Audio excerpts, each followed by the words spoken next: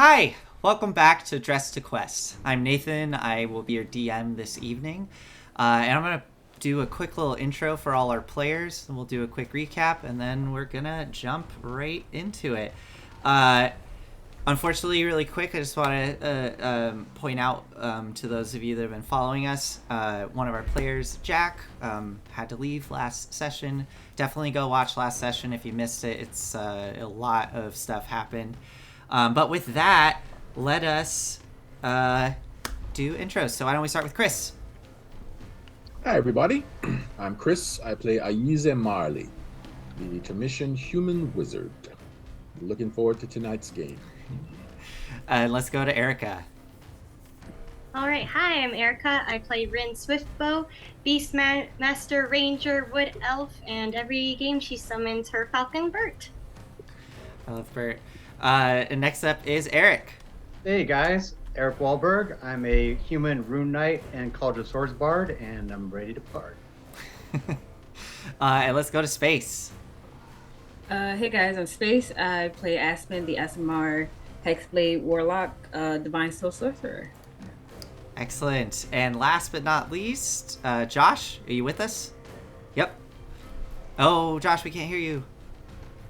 Hi everybody, I'm Josh, or Winged Horizon, and I play Shipty Capone, or Captain Shipty, as he's now known.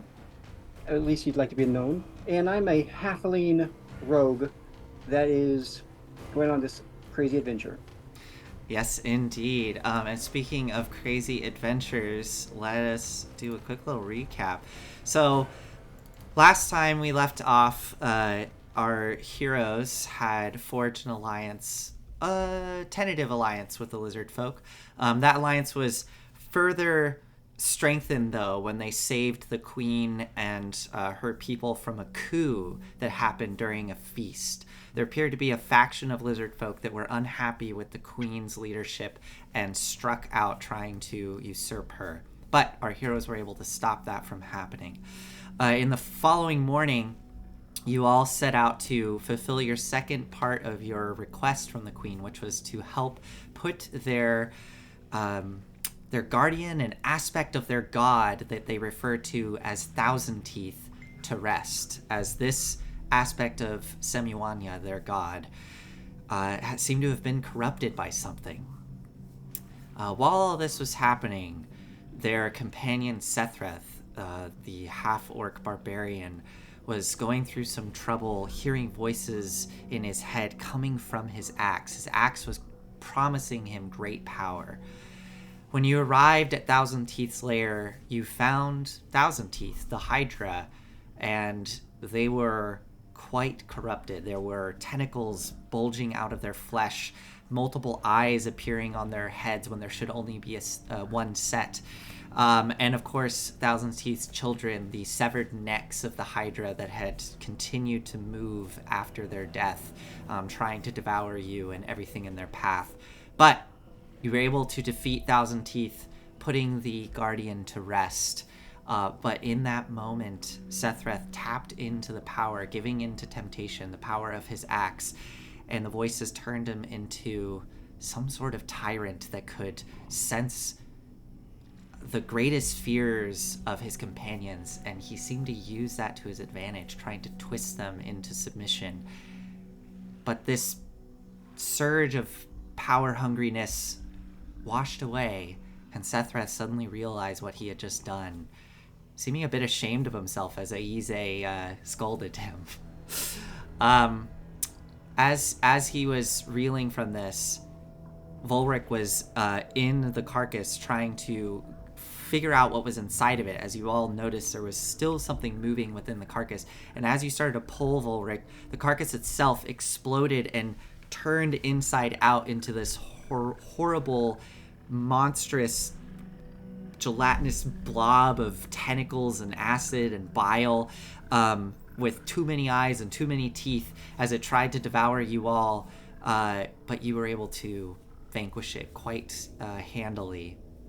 And as it splashed back into the muck, unmoving, Sethreth was still alone, kind of dealing with his thoughts, and you all headed out into camp, and that evening Sethreth decided to leave you all behind to deal with his inner demons. With all that being said, though, we're going to actually do a little rewind here, and we're actually going to start right at the end of this fight, as Sethreth is now in the corner, kind of seeming to be lost in his own thoughts, as Aize is going up to this new corpse, this strange exploded out monster that Thousand Teeth has turned into, and has started investigating it. So with that, Aize, what exactly is it you would like to do?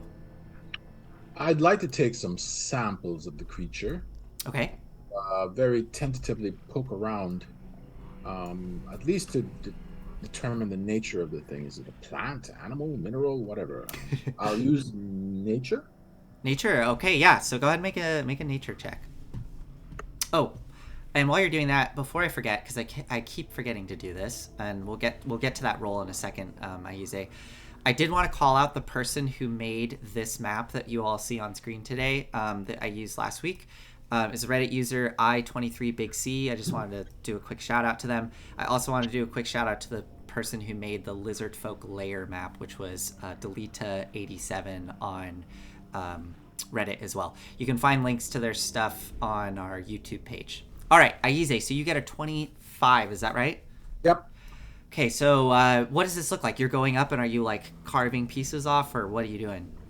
I'll take out my magic dagger and I'll start poking around in it, and I'll cut off pieces and set them aside. Typically, I'll just wrap them up in handkerchiefs, but do I have a jar, a sample jar or something? If you have something in your inventory, then sure. If you used a potion at some point and you have the empty bottle, then yeah. Oh, hold on. I might actually have just the thing. Cool. Let me see. I have a. So I believe you as you are carving off these samples and putting them into this jar and poking around the corpse. It's odd. This corpse, it literally does look like the Hydra ripped open and split inside out, and then the innards of it were what made up this other creature. And there are appendages that should not be there. There are these large tentacles sprouting off of it that should not be there. Even with the 25, this is nothing of the natural world. You've never heard of anything like this. This is not a monstrosity. With the 25, I will give you this. You recognize some of these mutations based on scriptures you've read and tomes that you've read. This appears to be demonic in nature. There are mutations described, of creatures that have come out of the abyss that have some of the similar features you're witnessing here. Specifically, like the writhing tentacles that sprouted out of it, and also the fluids within it. The blood itself seems to have become this thick black ichor, which again is very reminiscent of things that are demonic in nature. Another thing you notice as you're poking around the corpse, unless you want to do something before I tell you what you notice. I was going to switch over to Arcana roll. So let me get to that in a minute. So as you are carving these pieces off and investigating this thing, there's a part of the body that's still kind of above the surface where all of the necks connect to the base of this Hydra, and it's kind of split open, but you can still see like a part of that almost like back part of the Hydra. Right at the base of where all the necks come to this like point, there's a mark. There's something that like you notice it because the pattern on it is like too purposeful and consistent to be like a blemish. But it's slightly under the mud. You just see like a piece of it poking up out of the mud. Interesting. All right. I'll saunter over to it. Okay. I did find that I have my hang on one sec. My robe of useful items. Okay. I do have a one of the useful items that I have is a, where are you? Sorry. That's okay. Is it like a jar or something? I have a bullseye lantern. I'm not sure if that would be suitable. Sure. So you rip off a patch, create the bullseye lantern, and use that to store the meat in Dump the it. oil out, and So you saunter over to the where you see this little piece of something on the flesh, like on the hide, but it is slightly under the mud. You just kind of see what looks like. It actually does. It almost looks like a scar, like slightly raised off the skin, but it's got like a deep black, almost blue coloration to it, and it just kind of looks like a piece of a circle, maybe. It's hard to make out the details because it's kind of sinking into the mud. partially submerged. Volric, give me a hand here. Well, speaking of Volric, real quick, Nathan, I'm seeing in the messages that I'm not showing up on Twitch. I was earlier. Oh, you aren't? Yeah. Thank you. I'm sorry. I forgot to turn Volric's camera on. Thank you. There's Volric. Volric is there now. All right, cool. What can I do you for, wizard? Why are people calling me wizard?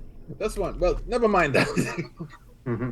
Could you lift that, please? And I point to the section. I just need a better look at that demonic rune.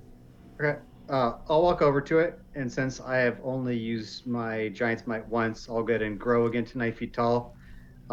Dig in and lift up that sucker for Yeah.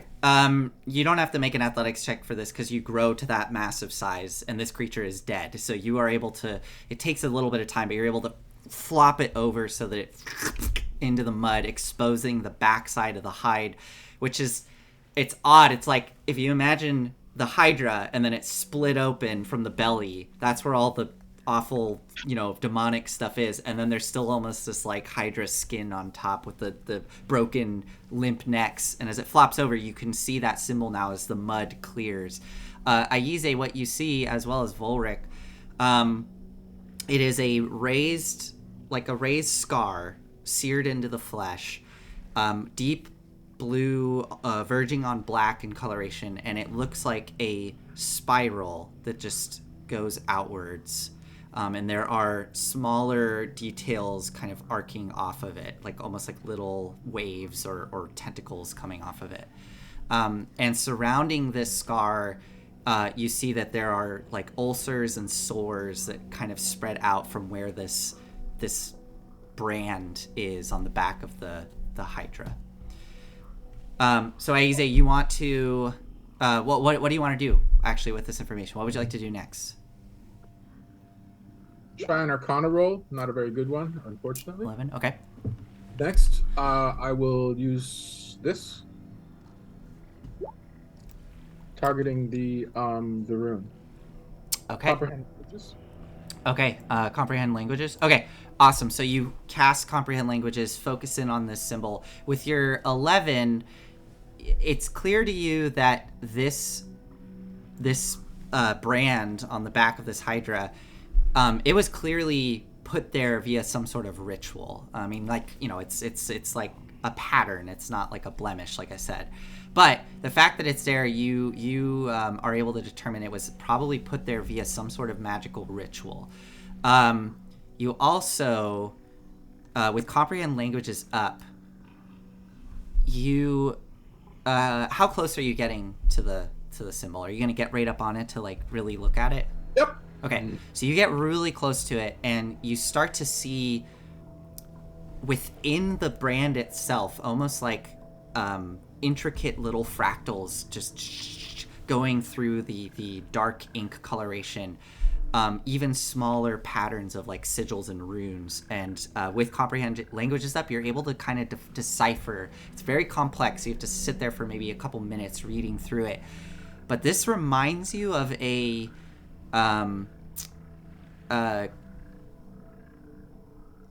spell. It reminds you of a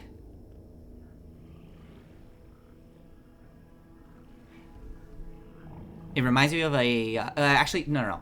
I want you to make one more Arcana check for me. This will be the last Arcana roll. So you were able to spot this because of your comprehend languages. 27. Oh my god. Okay. You get in close, start to examine these intricate little details running through it. This is very reminiscent of a contact other plane spell. Now, it's not exactly the same, but what you suspect is that it's enabling some extraplanar being to exert its influence over the Hydra. And you also determine, looking at it, that this brand has two purposes. It has this purpose where it's allowing something to channel into it to exert its influence, some extraplanar being, but as well it's allowing negative energy itself to channel into the creature, and that seems to be what warped it and mutated it into its form. All right, I make notes of this in archive. Okay. Oh, it's fascinating, sir. Volric, can you make a history check? You bet.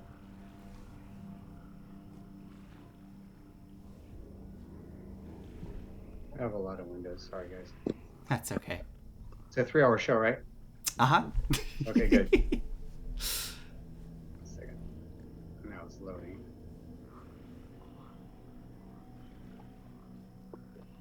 Actually, There you go. Sorry. I actually do have this set up. I'm going to try this camera. Yes, the camera works. Perfect. Since Volric and Aize are doing this, I'm just going to focus on them. There you go. History. A 19, okay. So Volric, as Aize's jotting all this down, this symbol catches your eye. You remember someone from your past started to use this symbol towards the end of your relationship with them. Your old first mate, Sergal, he's started to become aligned with Umberlee and sort of worshipping Umberlee, which I'll let you decide how you felt about that. I mean, there's people that worship Umberlee that aren't necessarily like evil cultists. There's plenty of sailors, like almost all sailors give some sort of tribute to Umberlee being the goddess of the sea and the kind of temperamental, and people blame her for storms and ships going under, so they'll give her tribute, right? But towards the end of your relationship with Sergal, he started using this symbol as he explained it to you. It was a representation of the storms that Umberlee had command over. It was her unstoppable power. And when he betrayed you ultimately, you heard stories that by the end of his career, he started flying this symbol on his ship. He adopted it as his own.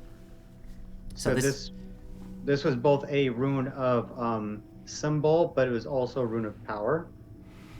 Yeah, it was essentially his interpretation of like a symbol to Umberlee, like dedicating himself to Umberlee. Oh, whoa. Okay, so then this is specifically his, not something that he adopted, but is his. It seems that way because Umberlee's symbol is not this. All right.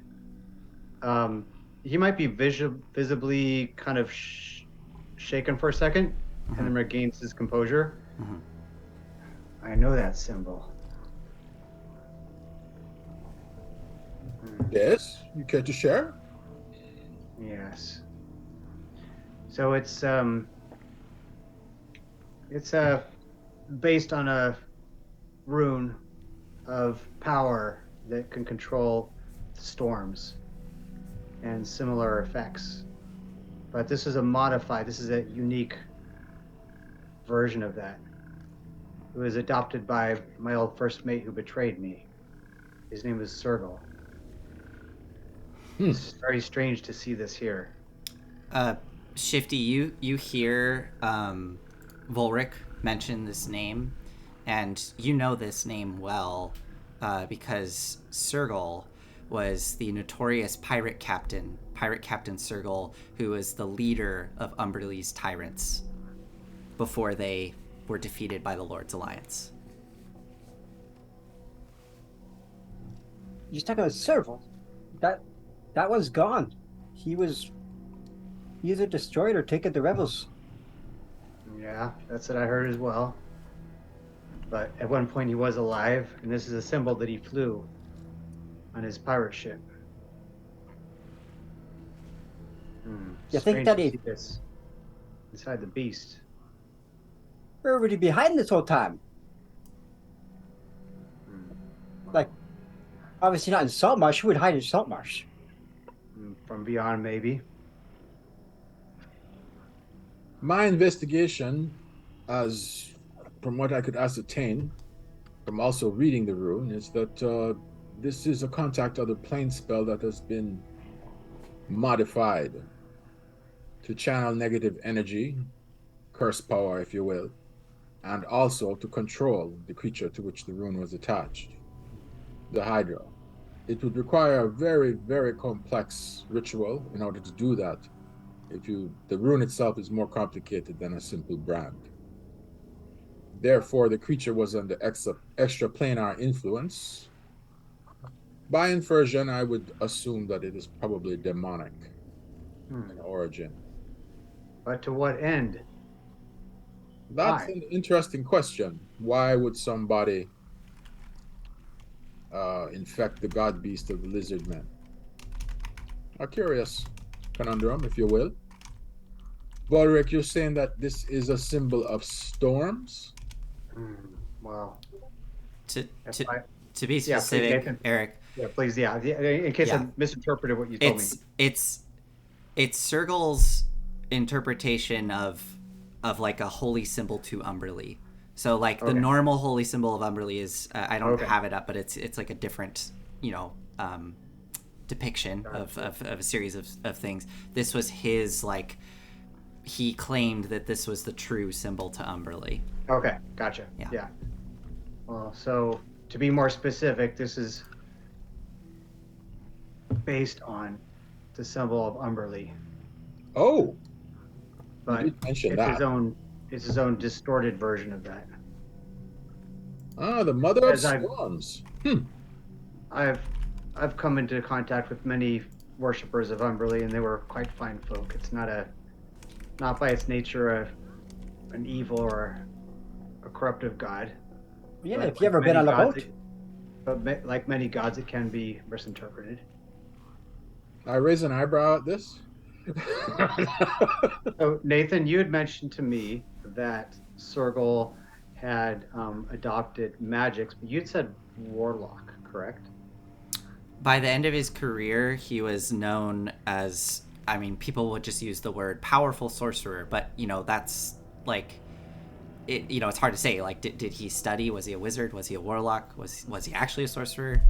It's So not clear. It's not clear, but he clearly had magic ability and attributed it to Umberlee, like his devotion to Umberlee. Aspen, you're a warlock and sorceress by your trade. Is that correct? Yes. Would this mean anything to you? This whole Do I? this whole package of information, both the symbol, but then also the things that Aize, our non-wizard, was able to discern.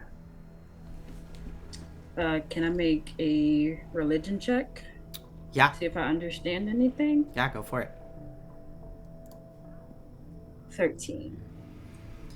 You've never seen this symbol before. You have no idea the fact that Ulrich is saying that his old companion or old first mate attributed this to Umberlee is a bit strange, but there's plenty of cultures around the world that have different symbols for different gods.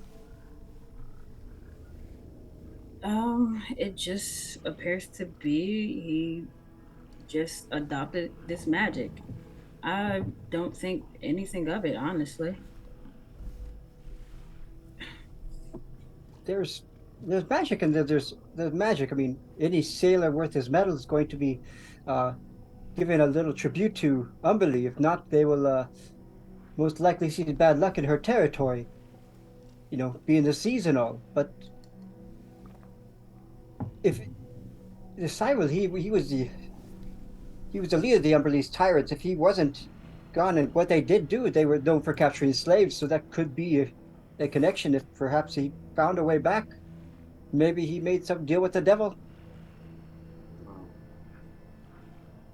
If he's trying to climb his way back, or if he's somehow back now, it'd be a pleasure to put him away for good. He's a reason I was in the slave pits for 10 years. And the slaves you're speaking of, he made me one of them. Betrayed me. Maybe that one. That scar you saw over my face before I lost the rest of this eye, that was from him. That He was a from bit him. of a jerk. Yes. Were you selling with the tyrants? No. I was doing honest work as a captain here in Saltmarsh some 15 years ago. He was my first mate. He saw the money that the pirates were making. He was trying to have me join these Umberlee pirates. Of course, I shut that down. Nothing more cowardly than a pirate. And so he betrayed me. A bit of a mutiny. Killed all of the men loyal to me. Kept me alive. I was a slave. When I got out, I found out that he was, well, supposedly dead. And that's that. As Volric finishes telling his tale, the rest of you standing here in the swamp before this scene, is there anything else anybody would like to do before we kind of move on to the next part, as Ashawak is trying to gather everybody up, and any other things? Nope. I'll sort of take my improvised bullseye lantern full of demon bits and sort of hold it up. Okay. I think I have enough. We should probably report this to the queen. I might want to keep that really protective from the queen. I definitely don't let it fall into her food. Ugh, worms. Oh, much worse than that, I imagine. Queen Otha. Yes. All right. If I nobody, think I'll ask my contacts when we get further north to Luskan. I'll ask around. I'm sure somebody might have heard of something with especially if anybody's flying the flag again. okay. So with that, you gather up all your things, and Ashawak leads you all out of this portion of swamp, this kind of the lair of Thousand Teeth. And as we left off last time, Ashawak led you probably about a mile away before setting up camp in a dry portion of the swamp. You all head to bed, unless anybody wants to do anything before going to sleep. But Aize, yeah. Oh, you're muted. Yeah, there you go. I'll He wants do to play charades. If we're camping, I'm doing the island procedure. Oh, do you have Liamon's tiny hut? Yep. There you go. Got it. Okay. So the hut appears. You all settle into the comfortable, dry dome of the hut and head off to bed.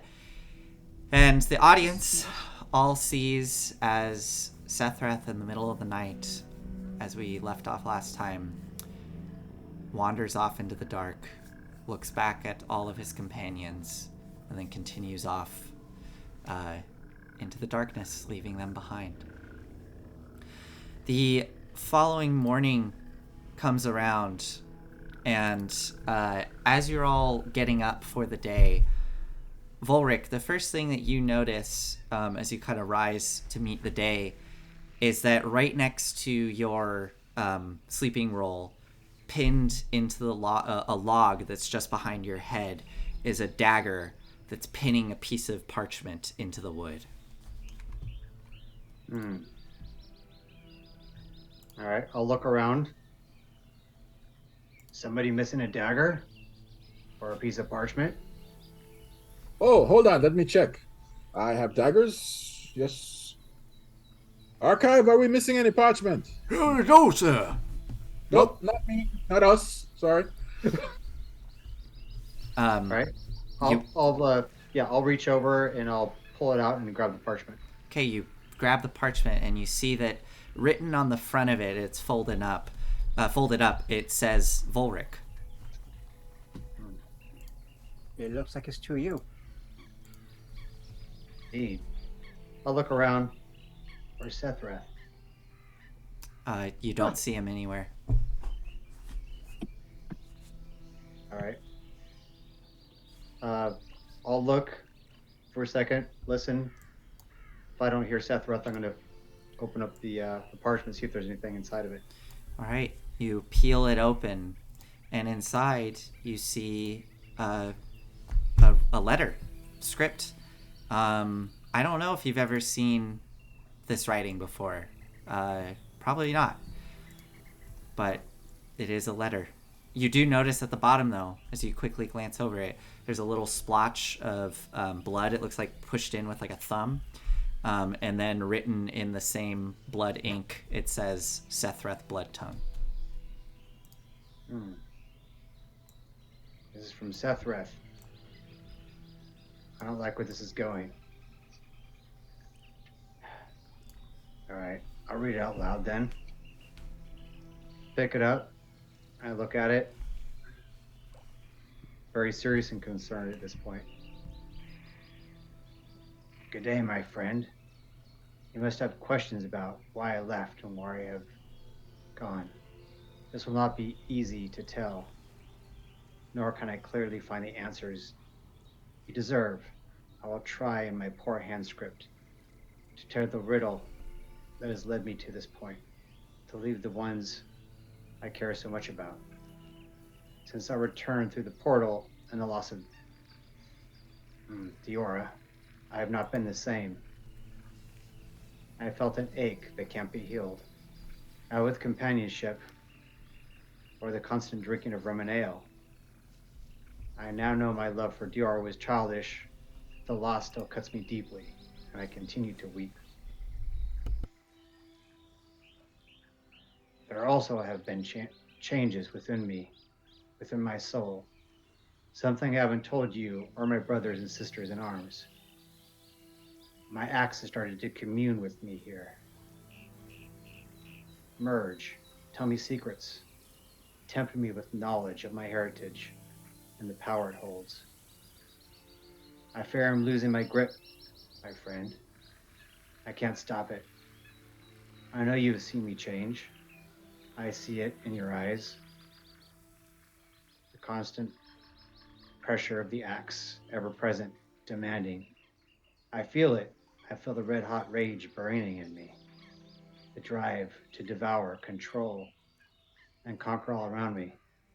It's grown from a simple dream to something I can actually taste. I've seen the future, one where I am standing on a mountain of conquered foes.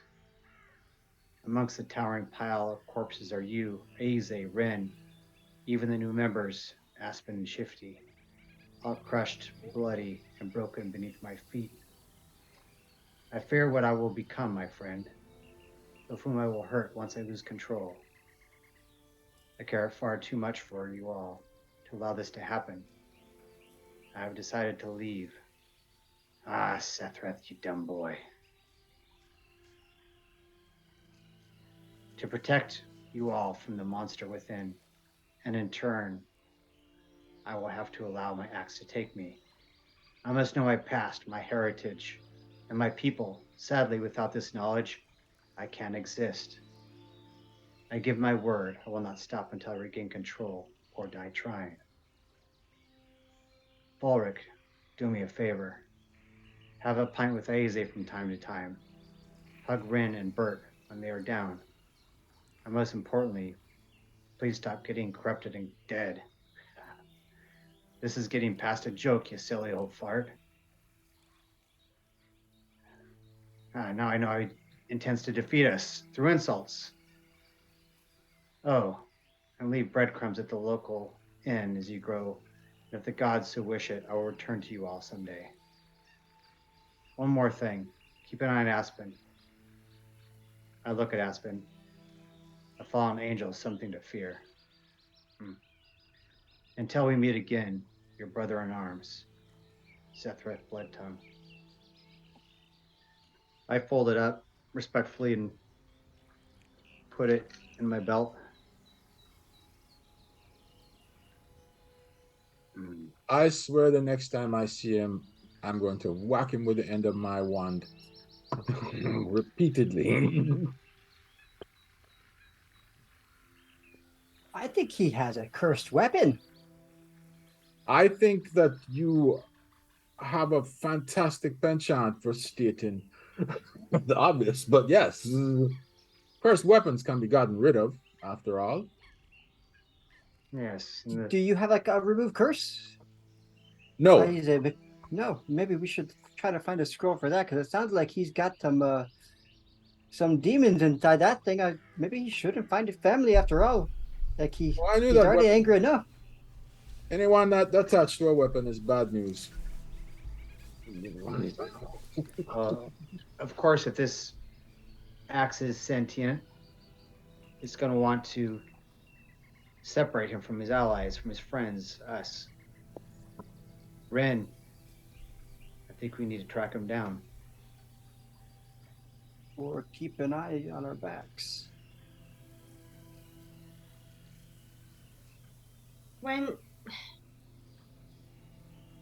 the last time I saw him, he called me weak in his own way. I'll do what you say, but I don't know if I'm ready to find him yet. He wasn't himself. He called me wizard. And he called Aspen, well, we won't talk about that, but, it just seems he wasn't himself. I think that was more the axe talking than him. I don't know who he is. He doesn't. Yeah, maybe he needs some time. Like he didn't. The way he said to Aspen, there's no reason or rhyme for that. No rhyme or reason. So maybe he does need some time to, think through. But we should watch our backs until then, because it sounds like whoever's getting to his head is telling him to try to kill people he loves, like you guys and people us. I don't want to be bloody and crusty. Prefer myself quite clean. I'm not one to hold one back from making their own decisions. In fact, I embrace that. I just wonder how much of it is him being influenced. I mean, let's face it, everything good about him is physical, aside from his heart. He's not particularly smart. He can be influenced. Volric, whatever you say, I'll stand behind. You know that. I appreciate that, Ren. Well, there's certainly something to that axe, because it seemed to be able to know your inner thoughts. And Aspen even mentioned it in the letter. By the way, I'm not watching my back with you. I consider you a friend as well. But nonetheless, were the things that were exposed, were those real, Ren, Aspen? What I saw is, I hope, not what's being foretold. I was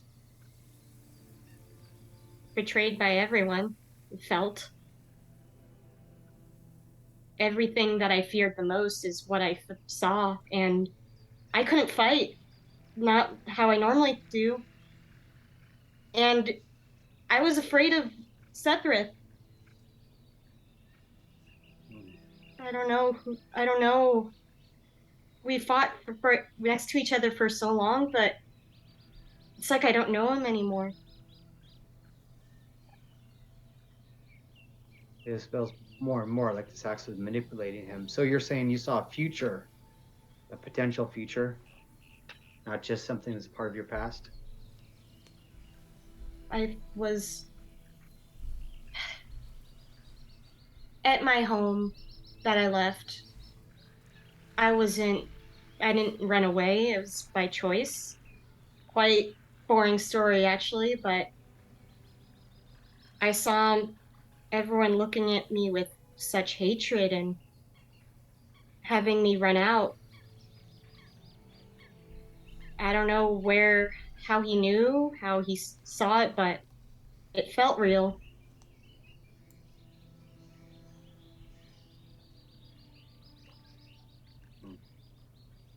Aspen, is there a chance that this could be some kind of packed weapon that he doesn't know about?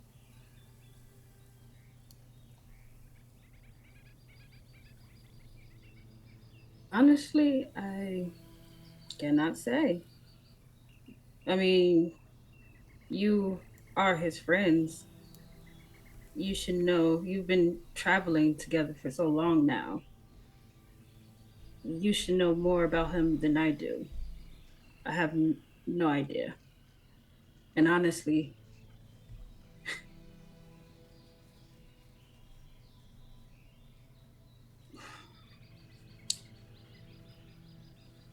I can't do this right now. I have so many things in my mind. Having your friend in my head, displaying my worst fears. To, I've, I can't do this right now. And I just walk away. Well, Shifty Aize, the effect of that axe and what happened to Sethra seems to affect our other companions quite a bit. What do you think? I have a mind to follow him, at least try to. But if he wants to not be found right now. I have no skill in tracking, and if Rin is reticent about doing it, then well, the other option is to respect Seth's wishes, the big dummy, and have him sort himself out. And then when he's fully sorted, he can come back and retake his position amongst us, like the big dummy he is. And all I know is I think I might have a few drinks when we get back to town. Shifty? Acting captain, I don't want to leave anybody behind, but he was acting peculiar, especially against Aspen over there. I don't think he. I think that weapons makes him more of a liability, if you see what I mean. More of a liability. Like he could be axing us in our sleep anytime. That's a danger that we can't really avoid. Like I don't want to be thrown overboard or some stuff like that. Like that's. I think we should maybe find a way to contact him. I don't know, leave a message back in town. But we do have what we have here. We have the proof that we were looking for. I think maybe we should try to get the hell out of the swamp and get back to town with so we can continue to the next place. Go to the warehouses up north. That's what I would reckon. Volric? Oh, I see the mouth moving, but not. Volric? Volric? Yeah, I'm here. Okay, okay. I'm like making sure, totally breaking the scene. Okay, on your word, I'll go look for him. I say give it a try. At least we'll know the direction he went if we change our mind later. As she starts to get ready to leave, she says, "It's funny, if I wanted someone to help me track, I would ask him. And yeah, what do you want me to do?" Survival roll, and I think you might get advantage on this roll, right? Because you're in your favored terrain. Yes, she does. Yeah. Natural 20. Wow. Well, you definitely see his tracks. He is headed north. And once he kind of gets beyond the kind of, I don't know, maybe only like 50 feet past where your camp was, you see his speed pick up significantly. He's booking it. How much time has passed for me to get to that point? Well, you find the tracks. You got a natural 20. You find the tracks almost instantly. Okay. You follow them maybe 50 feet, and you see the stride, elongating, like he's really started running. And also with a natural 20, you determine that these were left very early in the night, when it, like, basically when everybody was asleep, like as soon as they fell asleep. So he has a good solid lead on you all. Probably like a good, 7-hour lead on you. So it's going to be tough to try to catch up with him with such a big group, especially with folks that aren't like you, Rin, that can travel very quickly through the swamp. I know you get an ability that allows folks to travel at like normal pace, but he is a barbarian. He's very fast. I was gonna say, I just imagine her stepping, and it's like Jurassic Park, where it's just a big footstep.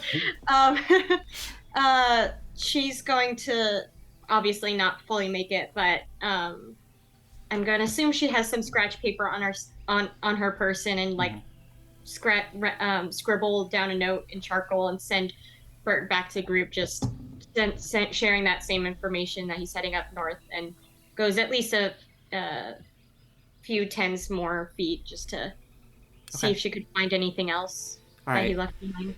Yeah, I would say you travel for about like a quarter mile as everybody else has finished getting ready for the day, and Oshawott is now starting to lead you all back towards the lizard folk lair. Rin, you being a ranger, it's no problem. You'll be able to find everybody.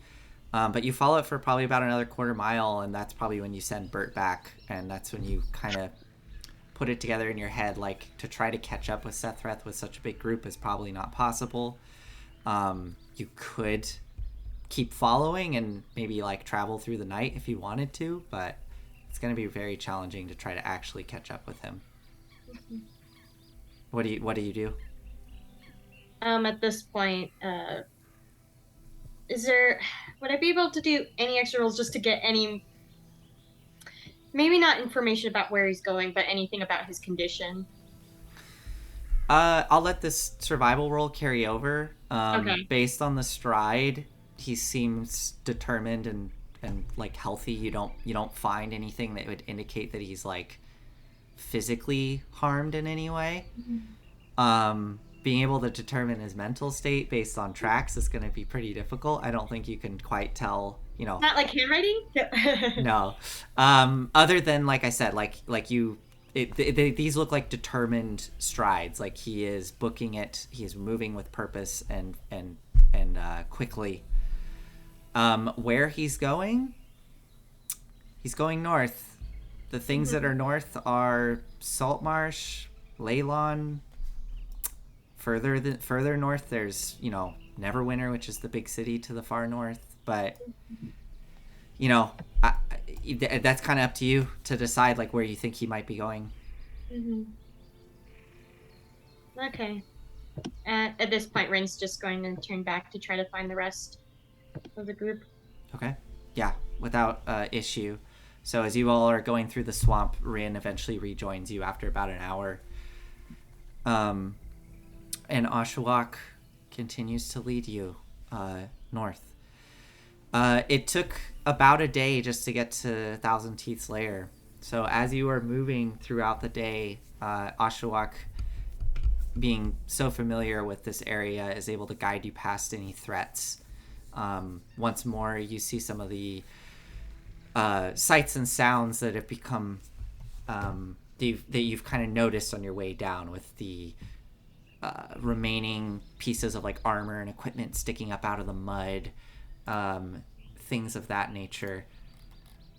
I will have, because this is fun, let's have, if one of you don't mind, let's just start with Chris. So Aize. Aize, just roll a d20 for me. Just a flat d20 roll, no modifiers.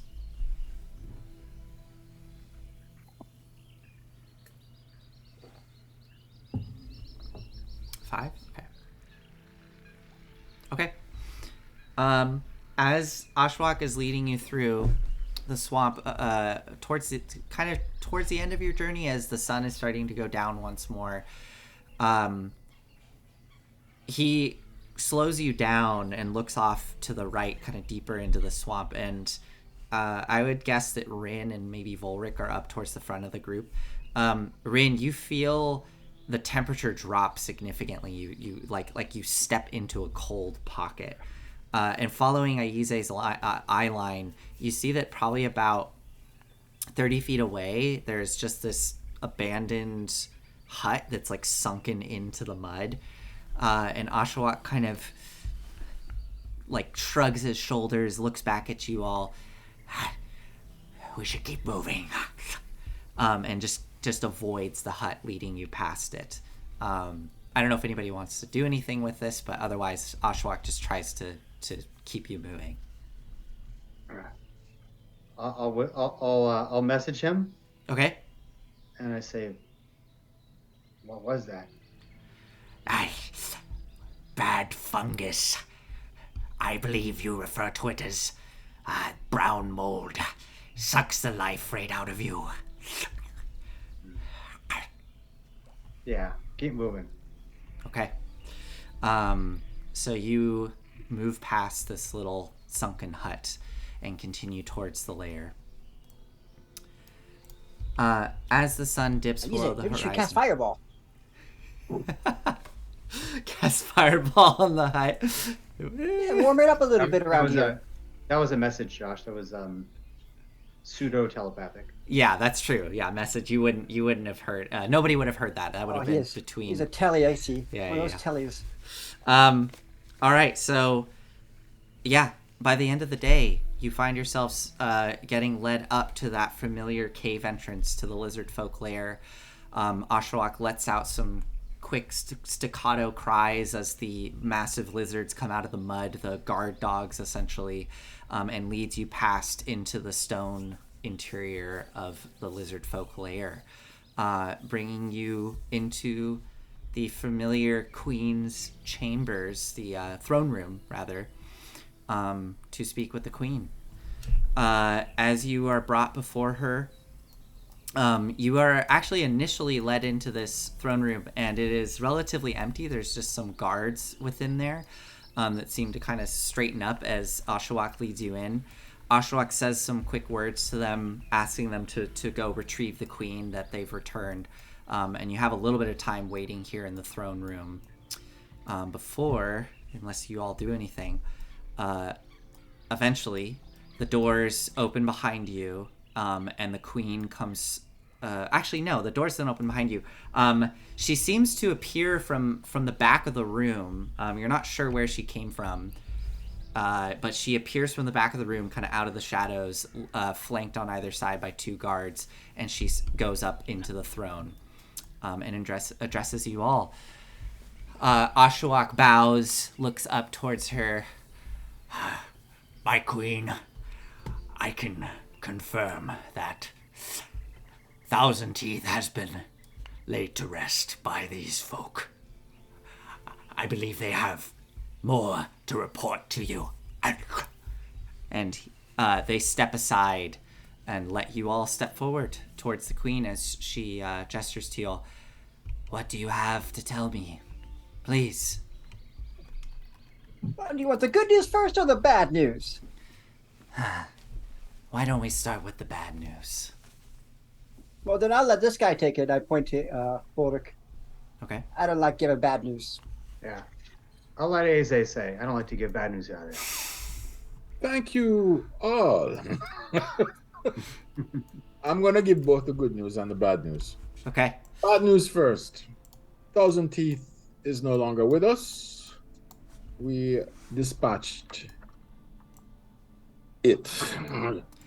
As you're saying this, you hear some kind of claws on stone, and from that same, actually from behind you through the main doors, you watch as Kapesk, the shaman kind of chameleon-like figure, comes scurrying into the room as you're delivering this, and scurries up next to Otho Kent as Salriv as well enters the room. Continue. But the good news is, what little there is of it, we know what was done to him. Them, I guess. They were the victim of a demonic curse. A rune was placed upon the Hydra's back through a form of ritual sorcery. And this opened up a pathway into the demonic realm, so to speak, where the Hydra basically became a gateway for negative energy and was successfully puppeted and controlled by the large parasite that grew inside it. I hold up the bullseye lantern. These are samples of the creature. I'm more than happy to share it with you. I was planning on taking some of it back to Saltmarsh with me, but I am unaware of the alchemical and arcane capabilities of the lizard folk, but perhaps you could analyze it. She nods and gestures down towards Salriv, the older lizard folk. He approaches you, Aize. I would very much appreciate some of these samples if you're willing to part with some of them. I hand the bullseye lantern. Take what you need and just give me back the rest. I'll return it to you in the morning. And he takes the lantern. Kapesk, the chameleon shaman, looks towards you all. How can you be sure that Thousand Teeth was corrupted, like you say, by a demonic force, being puppeted? Because the thing came out of him? Was the... I believe Aize was about to say something. We have it on very good authority that the rune in question was most likely created by a warlock associated with the sea goddess Umberlee. Rune? What rune do you speak of? The rune on his back, on the Hydra's back, the one I mentioned. The brand. I raise my hand. And then from my fingers, there's a slow crawl of colors that cascade and draw out the symbol using my minor illusion. Okay, the symbol appears in the room. There's some sort of muffled whispers that kind of go throughout the room as the various guards seem to react to this, and Draconic. Kapesk, Salriv, Otho Kent all kind of lean forward, seeing this symbol. Kapesk looks over the other two. Salriv cocks their head, looking at it. I've never seen this before. Fascinating. Umberlee's tyrants, you've heard of them? Salriv steps forward. Oh, yes, I've heard of Umberlee's tyrants. They were a pirate faction, I believe, out of Luskan, was it? Some years ago. Weren't they driven from this land? Indeed. And their captain, their leader, presumed dead. And this is his symbol. Oh, fascinating. I will have to consult with my books to see. Seems like a good lead, though. Otho Kent looks towards Shifty. I believe you were trying to say something as well. Did you have something on your mind? Well, yeah, I mean, it was kind of obvious that your deity Thousand Tooth was taken over. It was just a skin. Well, we were fighting it, we thought we had defeated it and stopped it, but then we noticed that from inside of it there was this demonic worm thing that was really, really nasty. I hope make sure you keep that away from the children in here and the food, because that thing has worms. It was really bad. I see. And Kapesk, How is it that you were not aware of this, you being one of the main shamans that tended to Thousand Teeth? I don't know, my queen. This is... They just started lashing out one day. I don't understand. I don't know how this could have happened. Othokent looks over you all once more. Well, thank you for delivering all this information to us. Was Thousand Teeth at least restful in the end, not suffering? Well, frankly, we killed it as quickly as we could. So, yeah. I think it's safe to say that we put them out of their suffering. Good. Good. Is the body still present? At the lair? It's where we left it. Good. Kapesk. Yes, my queen. If you wouldn't mind, in the morning, taking a group of our best shamans, leading them to the site, conducting a proper ceremony of putting the body to rest, and cleansing the area. Yes, of course. Of course. Very well. As Kapesk kind of exits the room, leaving you with Othokent and Sauriv. Well, as promised, Sauriv, I believe you have the reward. Yes, one moment. He goes behind the throne, hear him kind of rummaging around, and drags out a big heavy chest. Othokent looks over you all as Sauriv opens it up, and within you see ingots of maybe silver. I think, Shifty, you recognize these are ingots of electrum. Well, Oh, yes, I recognize him. as promised, here's some gold that you requested. It is electrum, but you can, I'm sure, sell it. Osalriv pushes it forward to you all.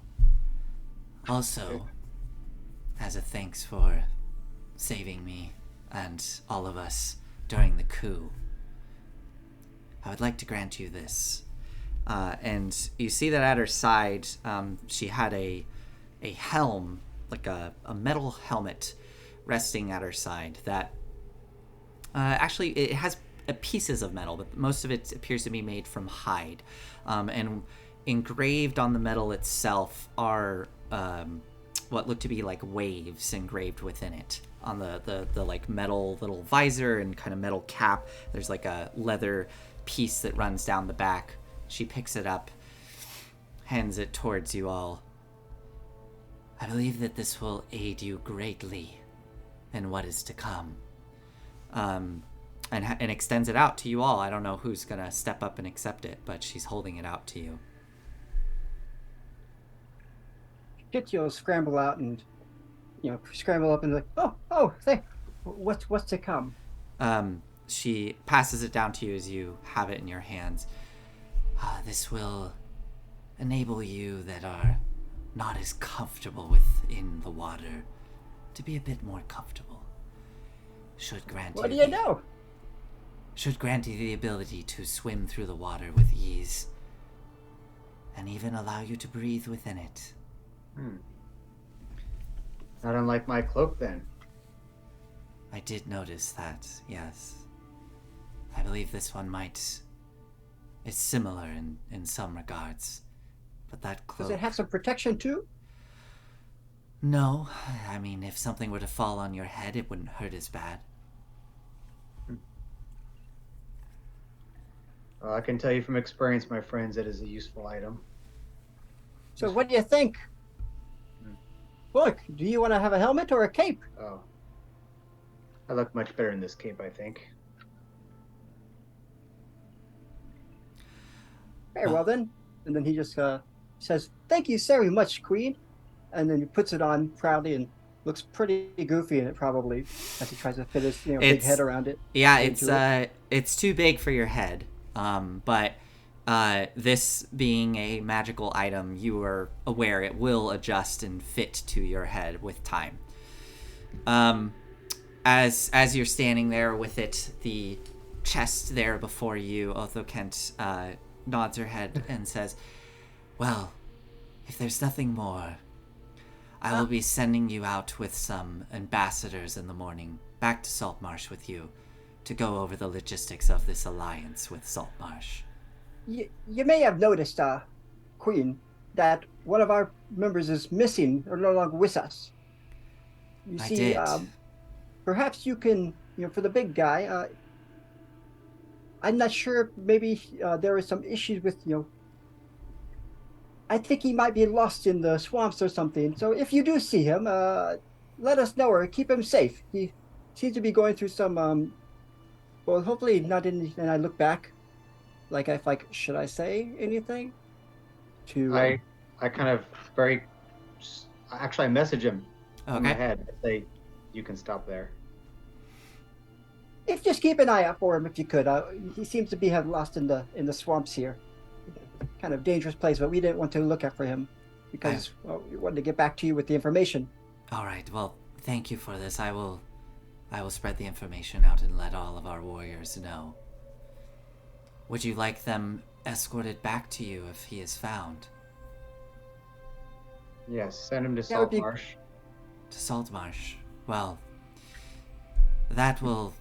we'll leave him alone then. All right. If there's nothing else. Queen. Actually, my queen, Yes. Go ahead, Aspen. I just wanted to know what the situation with your prisoner was like. Is he still not talking? Unfortunately, yes. Hmm. He's also stopped eating. He is a trained spy. He's not gonna divulge anything to you, even with the threat of losing his life. He has chosen not to speak, so I think it is better off just either let him go or dispatch of him. I think he's far too dangerous to be let go at this time, but maybe in this arrangement as we form an alliance,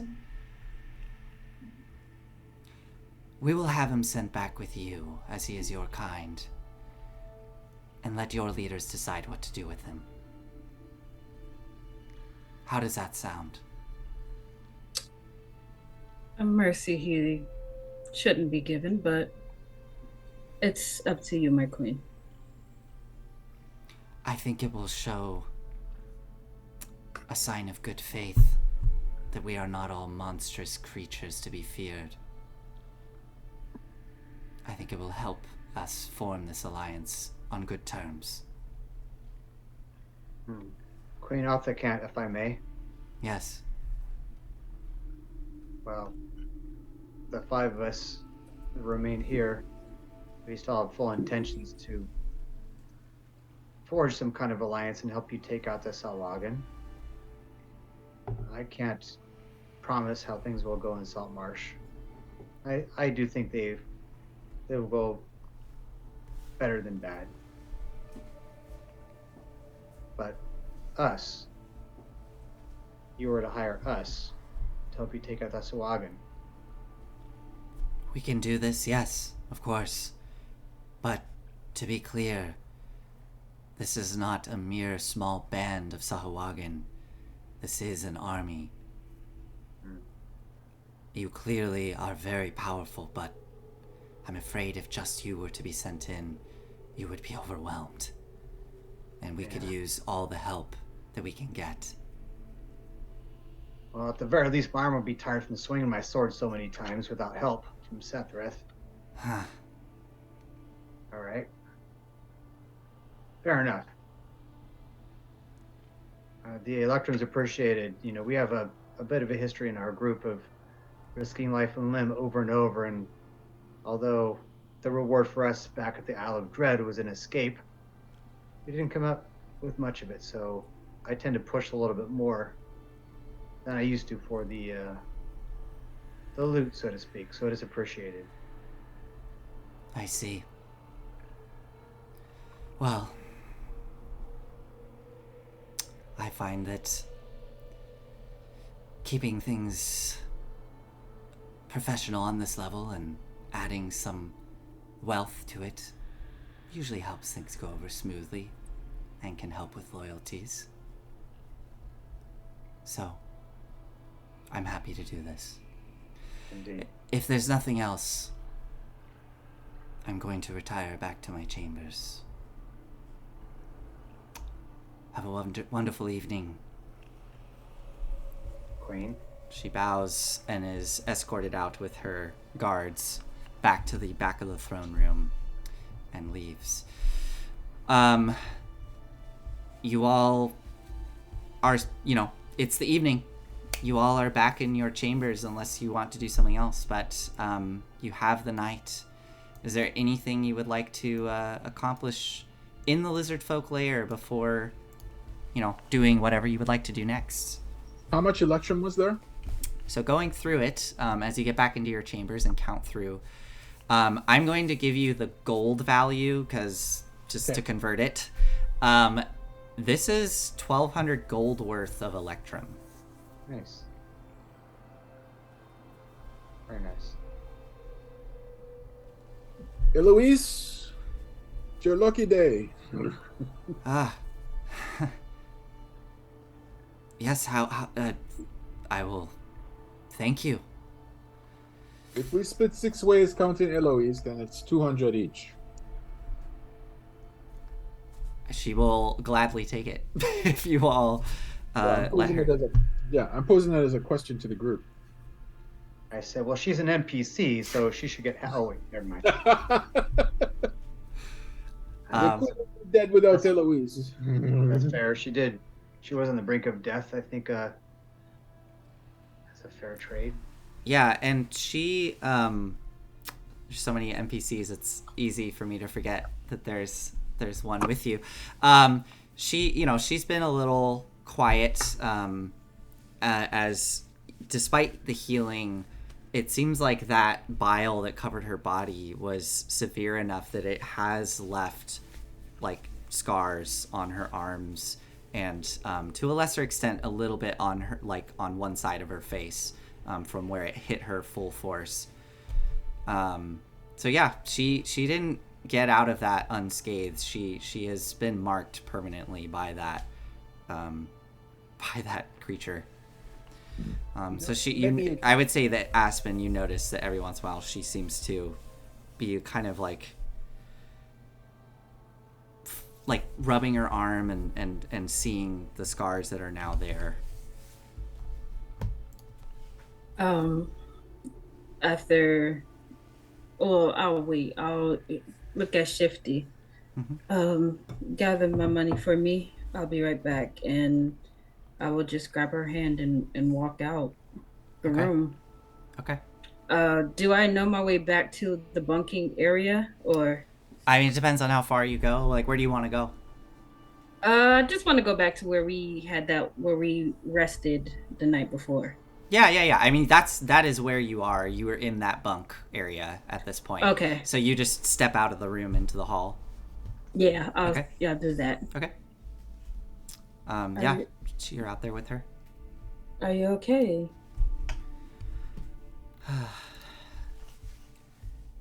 Yes, I am. I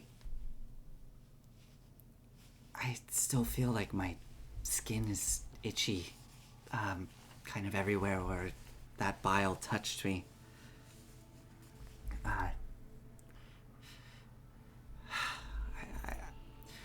I'm just not used to this. I really, usually when I've seen divine healing be cast on people,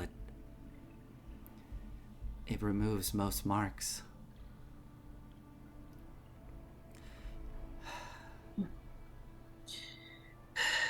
I'm sorry.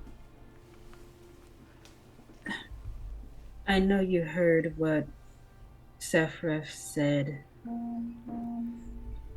I did. and I kind of start to unclip my cape.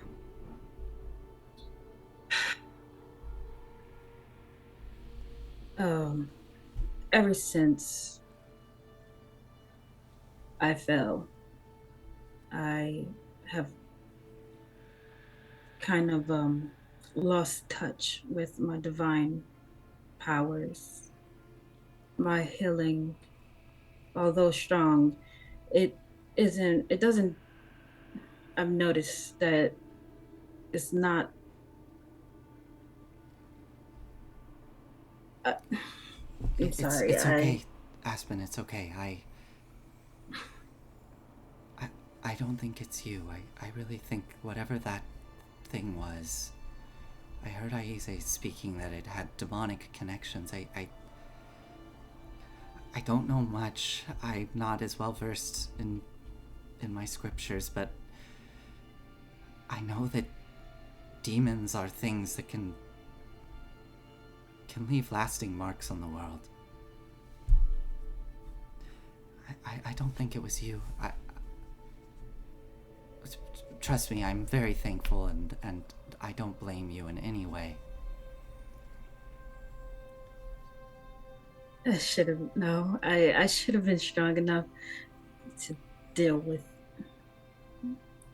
No, I wasn't. And I will turn, and now with my cape off, she can see the 2 long scars that go down my back. Okay. She kind of takes a moment as her breath catches. Huh.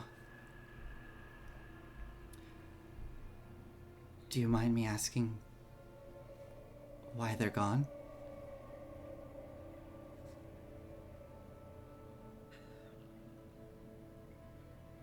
You don't have to share. It's okay. It's out there. If the more I keep it inside, the angrier I get with Sephiroth. Not even with Sephiroth, with myself, mostly. I'm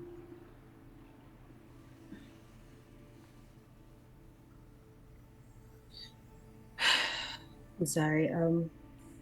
I don't mind telling you what happened. When I was younger,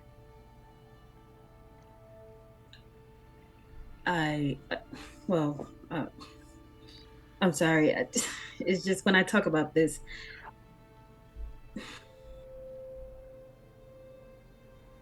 I have an older brother and sister. They're twins. Oh. And my brother did something that was shameful, and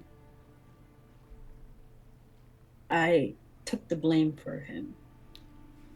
I lied to protect him, and what I've received,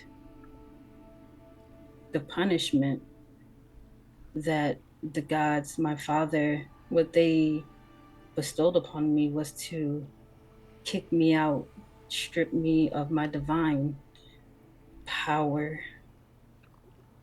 to teach me a lesson.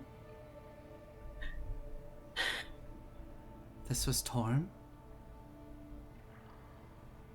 Yes. You know, sometimes righteousness isn't always right.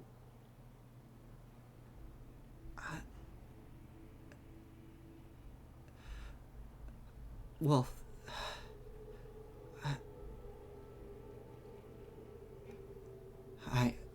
I'm sorry, I don't... You don't have to say anything.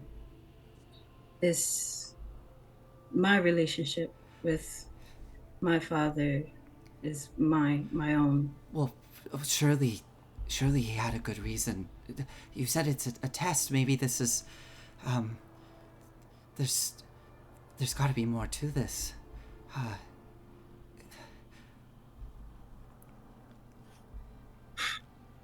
Um, I don't know. I might have said it was a test to make you feel better about your brother, but I've been stuck down here for years now. what, have you tried speaking with him? I've tried, but he hasn't answered. What am I supposed to do? This surely this is a test. You must just stay true to the path. Find guidance from him in things in the world. I can't believe that he would just abandon you.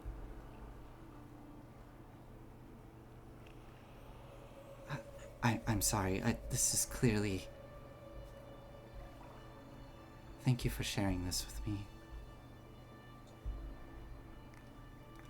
I hope it's not too forward of me to say, but I really believe that Torm must have a good reason for this. That Torm must have set you on some kind of path that will get your wings back. I don't know what you feel, but that is what I believe.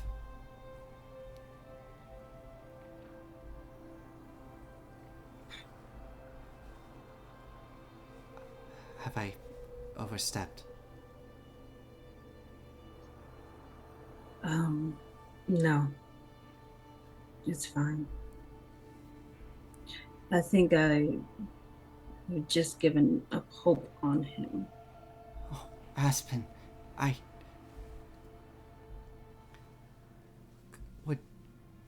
is there anything I can do to help you?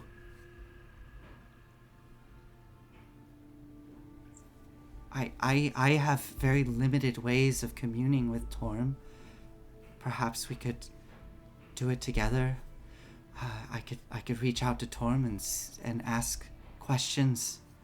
Maybe we could get some answers. They often are hard to interpret, but it is something. Would you want to do that? I don't know. Maybe. Okay, I won't force you to do anything, and I feel, honestly, this is... The fact that I'm speaking to a daughter of Torm is... hard for me to wrap my head around. So please, just let me know if I can help in any way, and truly I am thankful for you feeling that you trust me enough to share this with me.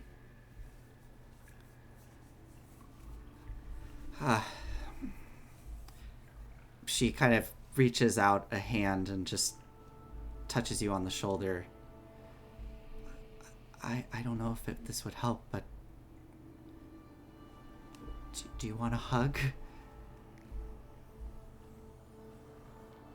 No. I can't believe I just asked an angel if they wanted a hug. I'll take a hug. I can use one. Okay.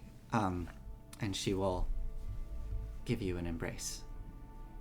And I think silently I will probably start to cry into her shoulder. Okay. The two of you sit there in the hall as long as you need until eventually you head back in to rejoin everybody else. If there's nothing else that anybody would like to do in this evening, I'll say that you all get a long rest. There is something I want to do in the middle of the night. Okay. I will sit up with a start, Okay.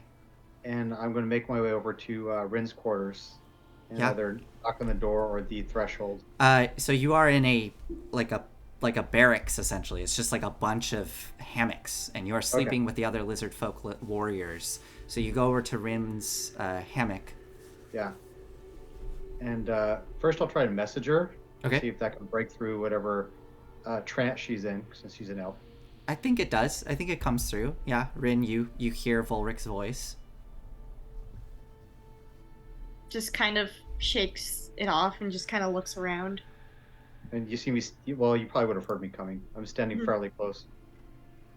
I say, I'll keep messaging you so I won't wake people up. And I say, that bile that was spit upon you, I know Shifty was able to clean it off. Was there anything left? Is it all gone? All of it? But Rin's talking in hushed tones to try not to wake up anyone. Yeah, I'm using messaging. Although you can respond in your voice if you prefer. Yeah, if you use message, it's just between the two I of could go you. back Yeah. and forth. I just haven't been messaged before. I believe I'm gonna speak from what I believe, but I believe Rin she would answer that she's checked herself. She hasn't seen any lasting effects from the bile. Correct. Yeah. Shifty used prestidigitation. It like turned it to dust, essentially, pulling it off of your body. I put a hand on her shoulder and I say, "This is good." And I just I leave her. I walk away. And I'm gonna go straight for Aize. You go for Aize, okay? Yeah. And him, I'm not going to be as subtle. I'm going to kind of shake his hammock awake. Aize, you are shaken awake. Yeah. No, it wasn't me. No, put the ink back. Put the ink back. There is a bunch of like as like a bunch of lizard folk kind of wake up from this sound, and you see them all glaring in the direction of Aize. Sorry about that. Sorry. They all Very curl sorry. back. I had All right. a nightmare flashback to my days as a student at the library. God, librarian training is rough. So Hey, I what's up? message you again. I'll say, I just wanted you awake as soon as possible. Sorry. I switched to telepathy and said, "This way we can talk privately." Back Even and forth. fancier than me. Yes, I am. So, what did you want to talk about? I just had a concern. We were fighting that kind of that second incarnation, or the true corrupted form of the Hydra, and it spit on Rin and our cleric friend. Rin was cleaned. She just confirmed it.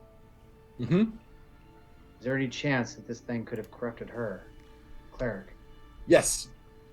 Uh, And the reason I say that is because you were corrupted by one of its minions. That's how you lost your eye. But- I'm worried about her. And I wouldn't worry too much because of one other reason. The conduit to the negative energy has been severed. So whatever magic animated the creature and gave it its puissance is gone. If the residue is strong enough, maybe it would cause problems, but I'm inclined to believe that we have nothing to worry about.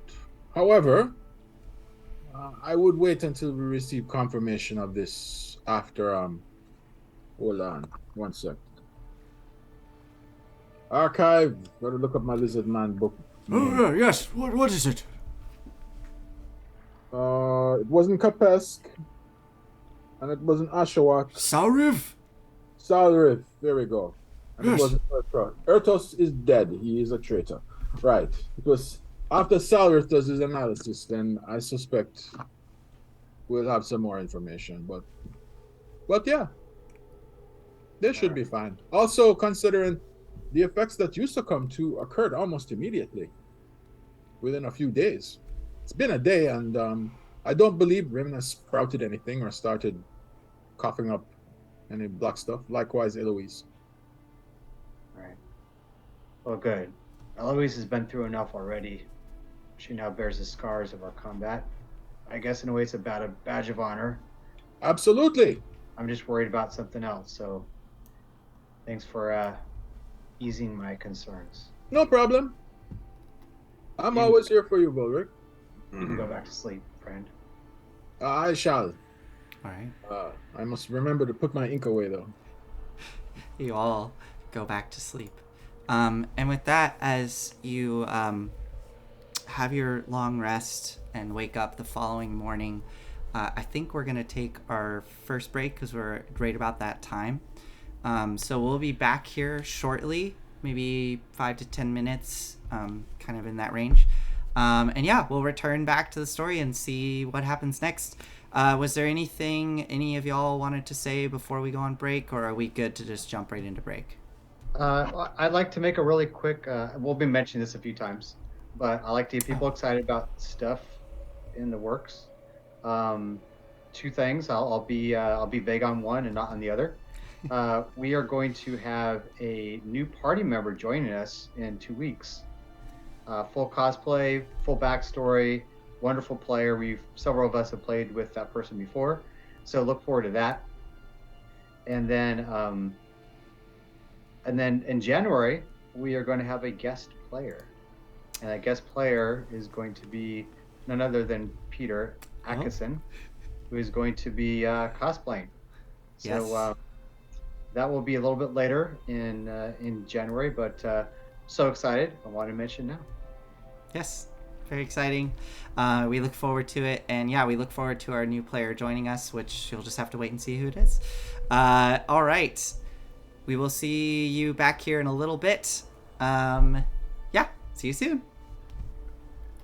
And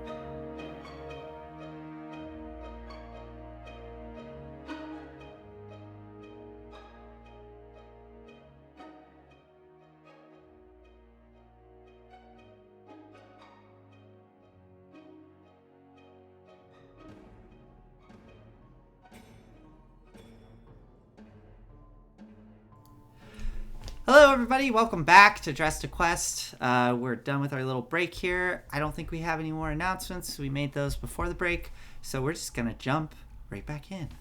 All right, so the following morning comes. Some of you are awoken by the various lizard folk doing their morning routines as they're shifting about this small cavern, and you all get up and get ready for the day. You are provided food if you would like, a breakfast of, what do the lizard folk offer you? I think it's like slabs of raw fish, with Eyeballs. no, just raw Eyeballs. fish, like big slabs of it, with like some seaweed salad to go with it. So whether you eat that or not is up to you, but you have the day before you. What are you all doing? What do you want to do? Otho Kent is under the assumption that you're headed back to Saltmarsh, so she has arranged 2 ambassadors to go along with you. So I'm assuming that's what you're doing? Yes? Yeah. I would have liked to leave a note. I'm not sure if she speaks common or not, but to leave a note for her through one of her guards, just with my name and where she could find me, as well as where she could find me. Okay. In Saltmarsh. Who? And that it just to the queen. It's like kind of a message to the queen. Okay. Pretty much saying, I'll find a way to get you weapons in the future. I'd be happy to do business with you. Got it. Ooh. Okay. Obviously, I don't see anything. Or No. No, obviously not. You'd be all like, "Brr, brr, brr, brr, brr." So Shifty, okay, so you write up this little note and pass Not it to off. shift you or anything.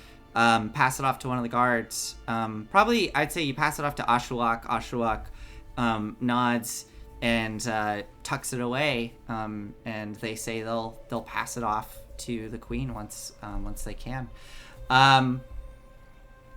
As you all set out for the day, Ashwak does bid you adieu. They are going to be staying behind. Ashwak and their little pseudo-dragon Bims climbs up, and they look towards you all. I believe I've seen your kind do something like this. I will be seeing you around. I will approach him Okay. and I'll say, "Oh, don't be silly. We're comrades in arms. We do this." And I hug him. Ashwak kind of goes, All right. And I Okay. use that as a pretense to reach up and tickle the pseudo dragon. okay. Go ahead. Make an animal handling check with advantage for me. I believe you've done an animal handling once before with the pseudo dragon. Ooh, made it on the second one. There you go. Bims crawls down and greedily takes the tickles and kind of flops over on their little back as you tickle their belly. And Ashwak parts ways. That was interesting. I'll remember that. That's what warriors do then. Good. I'll remember. As I don't want that. I'll just. as Ashwak starts going to each of you to give you a hug, Shifty doesn't accept. You tip your tip hat. my Okay. hat. Yeah. Rin, you take the hug. Ashwak hugs you. Ashwak approaches you, Volric, for the hug. Come here, boy. Hugs you back. And then Ashwak nods and goes back into the fortress as you all head out into the swamp.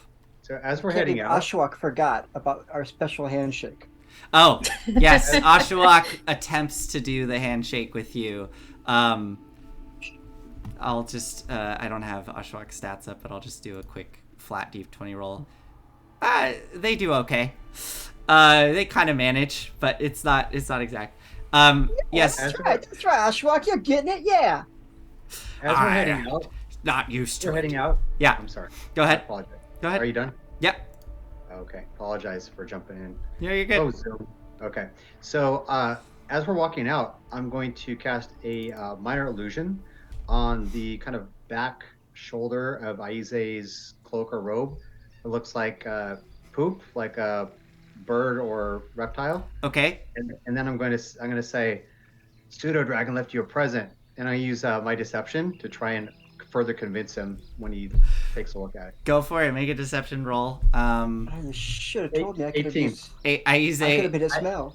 I have advantage because of my cloud rune. yeah. I use a go ahead and make either insight or perception for me as you look back and you see this mark of poop on your cloak.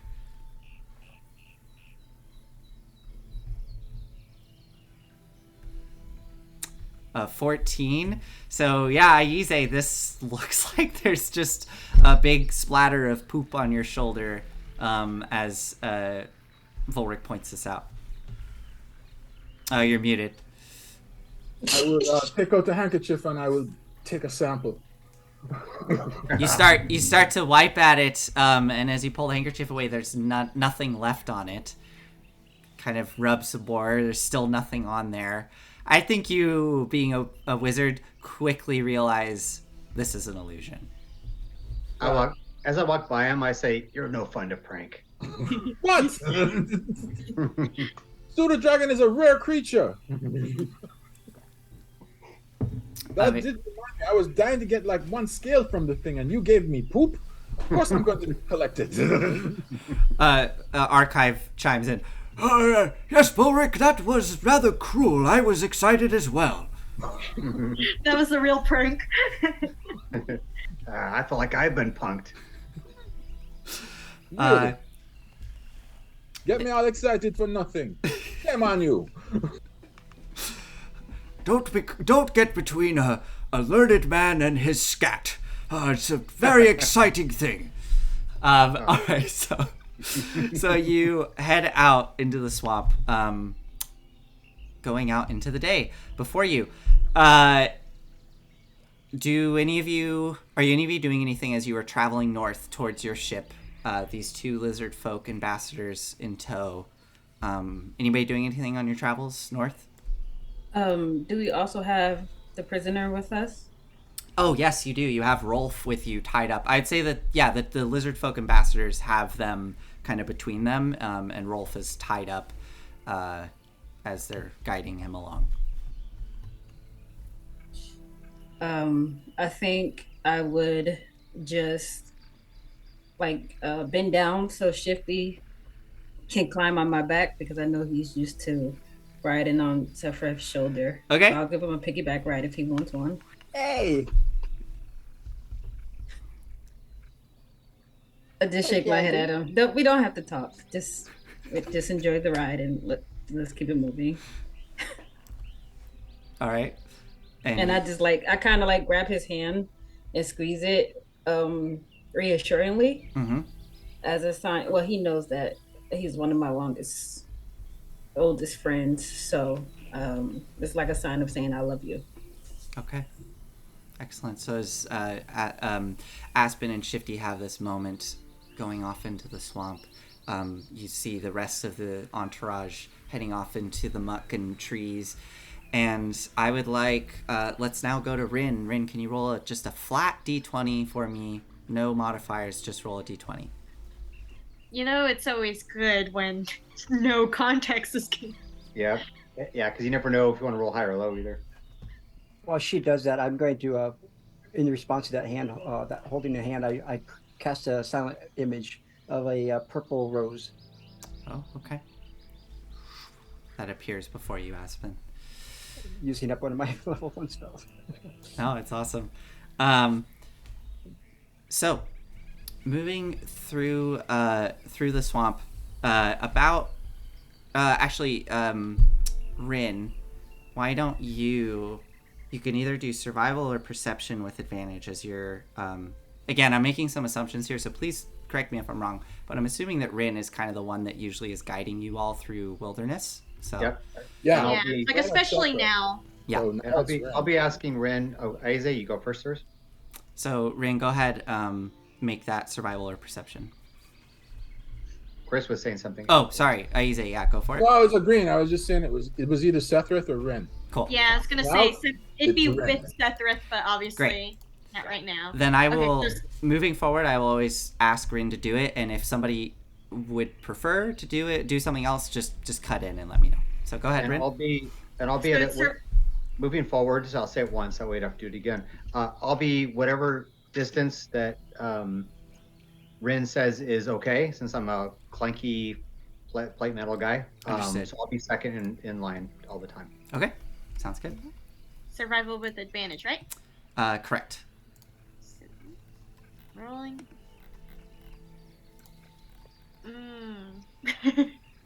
A 10. Okay. Sorry, I gotta do something here. I forgot to mark off something. No, keep forgetting it, so you don't sit it. No, it's nothing. It's nothing bad. I just forgot to mark off my calendar to keep track of time, so that I know what date it is. All right. So you got a 10. Okay. All right. Let's see here. Okay. Rin, as you're leading everybody through the swamp, you push through a particularly thick section of brush.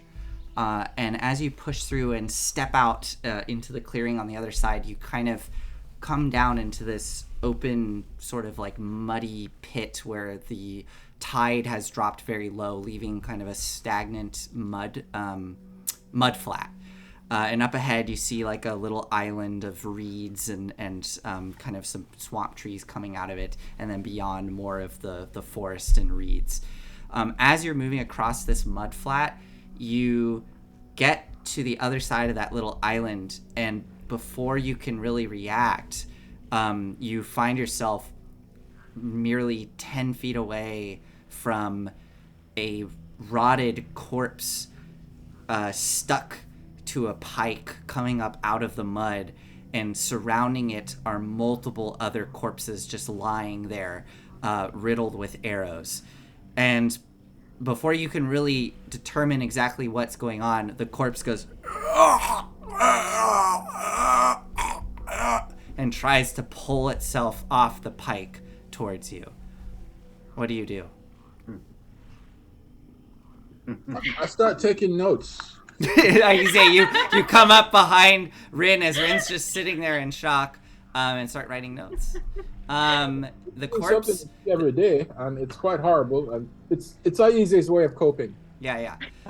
The corpse doesn't seem to be able to get off of the pike, and now that you have had a moment to kind of react to this, you see it's lashed onto this large, it's not quite a pike, it's actually just a large dead tree that has been driven into the mud.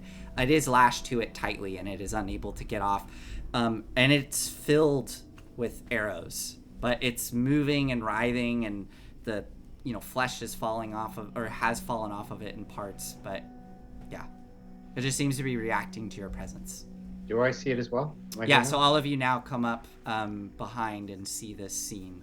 Corpse human or? Yes, the corpse appears to be human.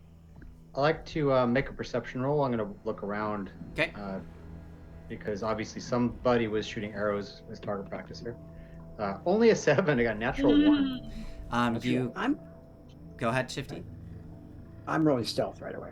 Okay, so Shifty right away ducks into the reeds and disappears. Volric, you start to look around carefully. You don't see anything. And I forget I'm looking out of the wrong eye. Yeah, you're looking with you don't see anything, you don't hear anything. Does anybody else want to do anything? Rin, I know it doesn't matter in this version, but Rin, as a muscle memory, pulls out her bow, and I'm gonna have her take a look around too. Go ahead and make your perception roll. Can I turn to Eloise? Yeah. Can you sense good and evil here? Can you do that? Good question. Give me a moment as I look up what she can do. I really need to actually make her a stat block. I don't have one for her yet. So, but let's see what she has on her default thing here. Nathan, Yeah. did that magic item that I received from the You Lizard Queen, is it the Helm of Underwater Action? Yeah, so I'm assuming you tune to it. Yes, go ahead. You can add a Helm of Underwater Action to your inventory. Okay. Yeah.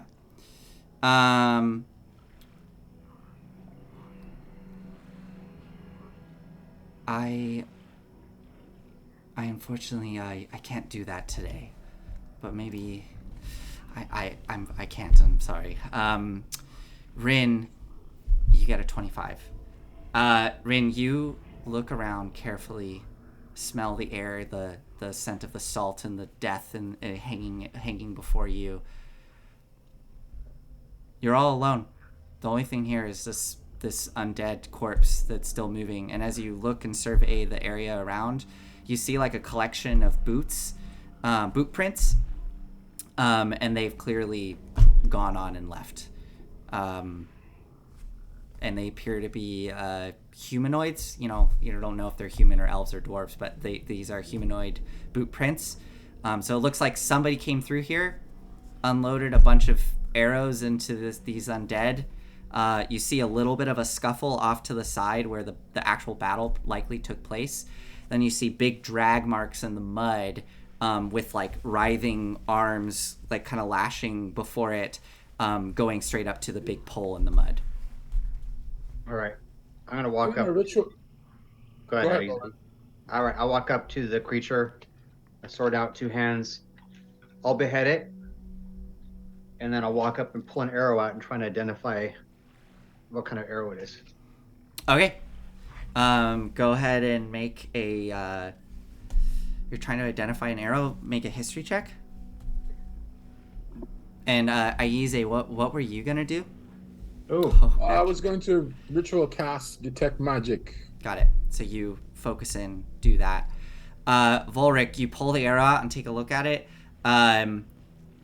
This is clearly like a standard issue Lord's Alliance arrow. okay. And as you ritual cast detect magic, you get the faint little bit of wisp of necromancy that just fades as Volric decapitates the zombie and the head falls onto the ground, and that necromantic energy that's coursing through the corpse dissipates. But other than that, there's no other magic in the area. I say, Lord's Alliance. And as you all kind of continue to poke around, survey this scene, it becomes clear to you that this was some sort of scuffle that happened with the Lord's Alliance, and it looks like they tied up one of these corpses and just used it as target practice for a while before moving on. There's nothing else really of note here. There's no threat. It's just something that you've stumbled upon in the swamp. Does this look like a zombie or a? It does, and you can make a medicine check, or somebody can make a medicine check on the body. I'll make a medicine check. All right, Aspen. I'm still looking for 17. the reads. Looking at it, Aspen, this corpse is really old and waterlogged. The flesh that is on it is probably like decades old at this point. This is likely, and both you and Shifty would know, this is likely some undead that have been left over in the mirror. I mean, it's called the Mirror of Dead Men for a reason. So.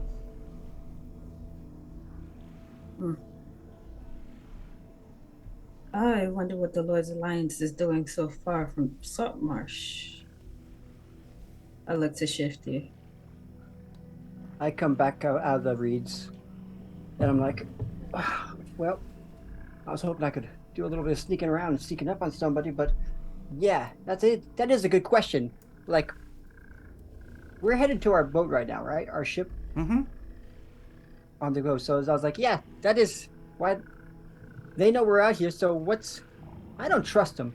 And I look over to Volk and I'm like, I know you trust them, but they're into some shady things. Honestly, Shifty, I don't think this is the Lord's Alliance. I look over to our prisoner. I don't think this has anything to do with the Lord's Alliance.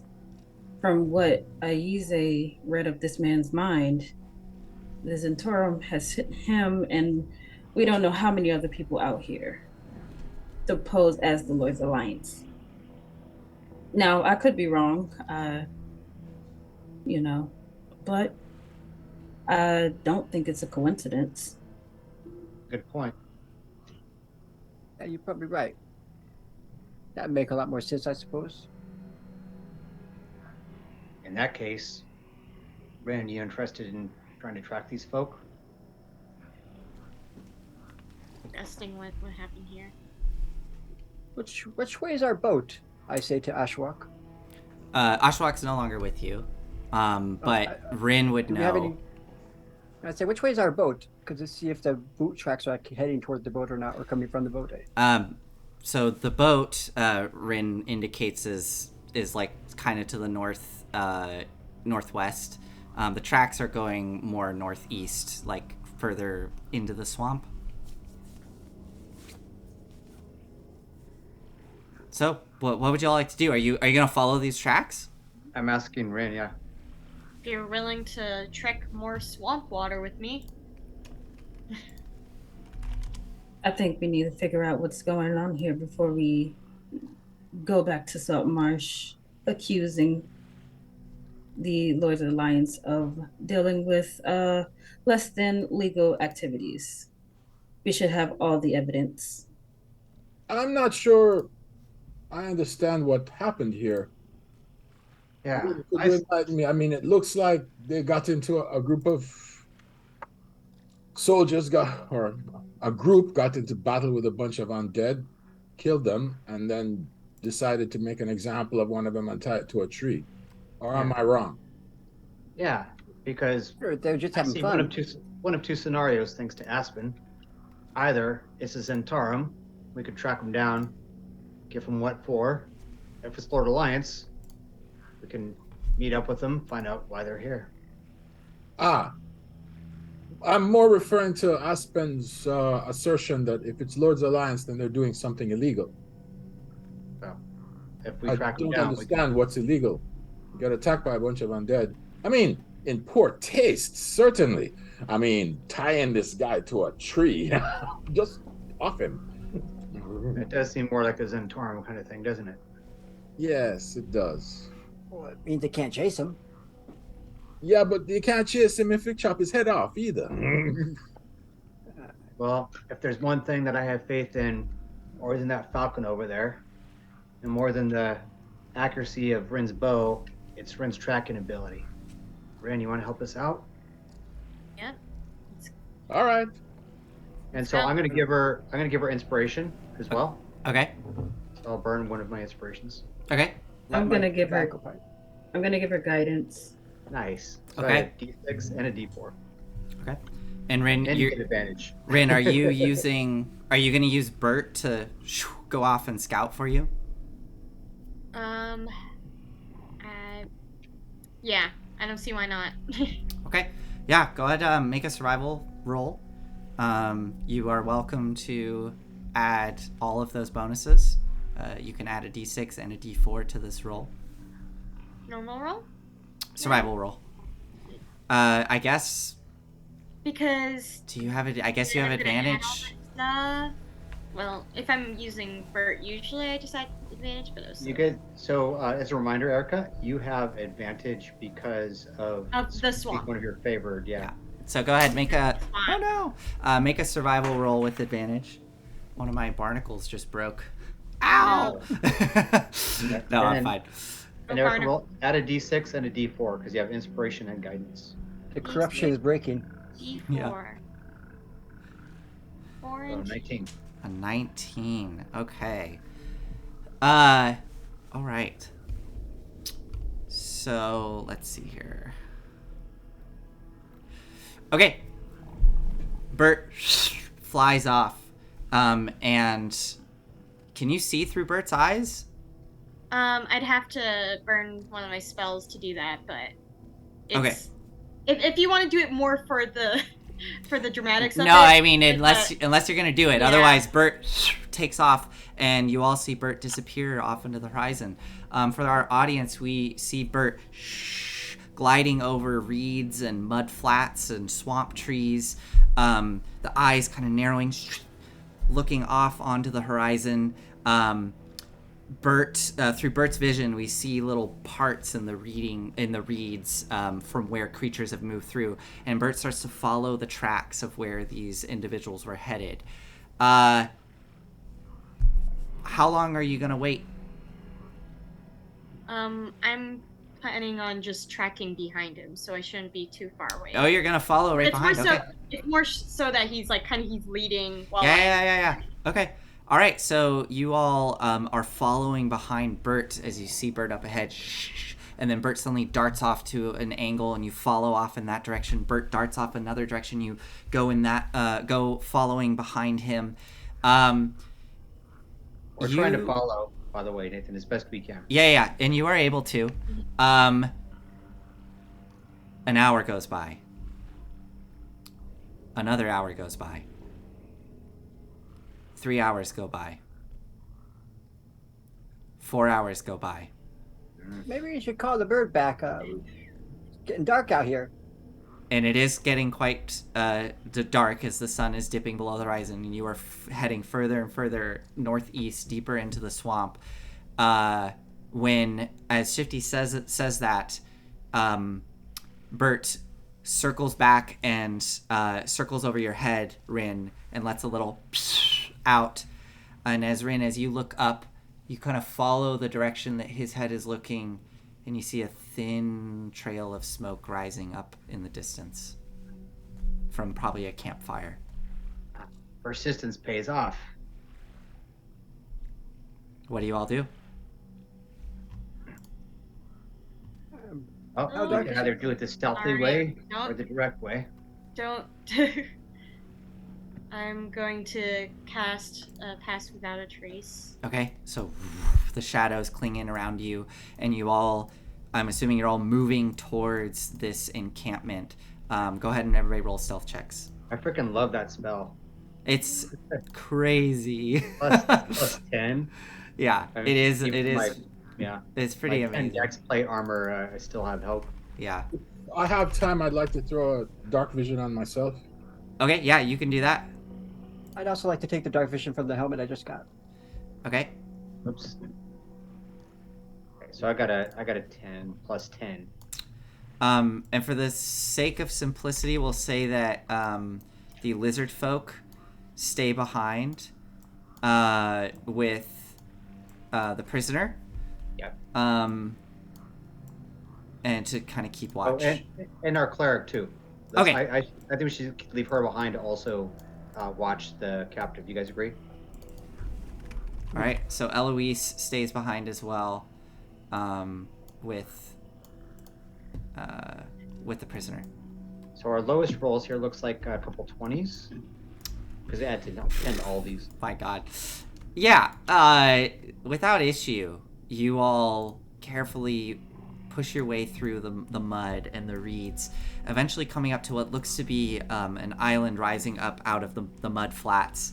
And atop it, there is a collection of kind of scraggly trees. And on top of this little island that has a good view of the surrounding land, you can see the thin smoke rising and a little campfire burning. As you climb up to the top, pushing through the reeds, staying as quiet as you can, the magic suppressing all of the sound around you. You just hear the croaking of the frogs starting to come out as the evening presses in around you. You see the light of the fire up above as you push some of the reeds aside, and you see there are 7 individuals crouched around a small little miserable fire. They all look to be human, or maybe half elf. Some of them might be half elf. They are wearing ratty, dirty Lord's Alliance uniforms. They have spears at their side, and you can see some short bows. They have they do not have spears. They have what look to be scimitars and light crossbows, but they're all like crouched around this fire, just trying to get the warmth in. They're kind of muttering to themselves. You'd have to get a bit closer to hear what they're saying. All right. How far back? We'll say that you are, let's say you're 15 feet back. Do any of these guys look familiar to either Shifty or myself? Make a perception roll for me. 11. 11. From this distance, you can't tell. Okay. Shifty? I got a nat 1. You got that one. Yep.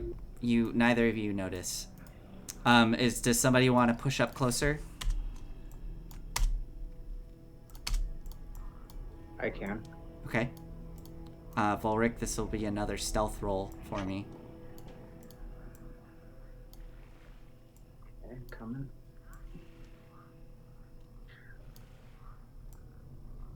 There you go. 16. Oh, 16. Okay, right, because you get add the plus 10. Wow, you are lucky. Oh, good. Okay. Okay. You push up through the reeds and get really close to the fire now. You're probably only like 5 to 10 feet away from the closest individuals as you start to listen in.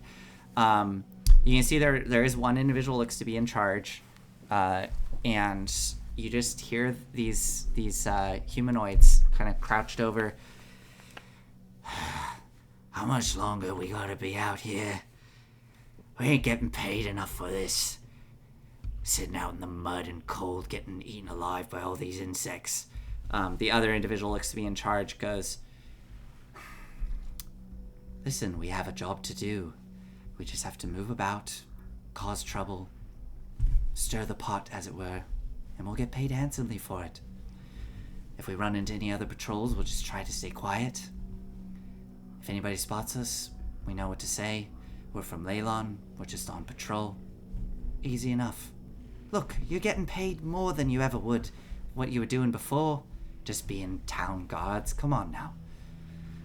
I suppose you're right.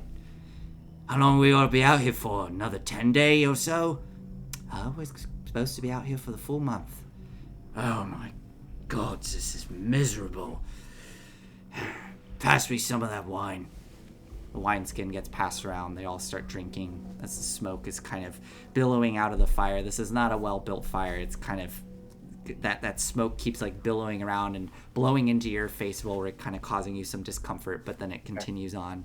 What do you do? So I'm going to message Rin, and I tell her, I say, let the others know when things go south, let loose your arrows and spells. And I'm going to cast disguise on myself, Okay. and I'm going to try my best to disguise myself as our captive prisoner. Oh, okay. Okay. And then I'm gonna have a bandage over my neck, like it looks some kind of wound. Okay. And I'm going to stumble out into their view. All right. Go ahead and make a deception roll for me with advantage. Well, you already have advantage, but yeah. How far away? How far up ahead is he from? So Volric has just stepped into the camp. You all are like 20 feet away.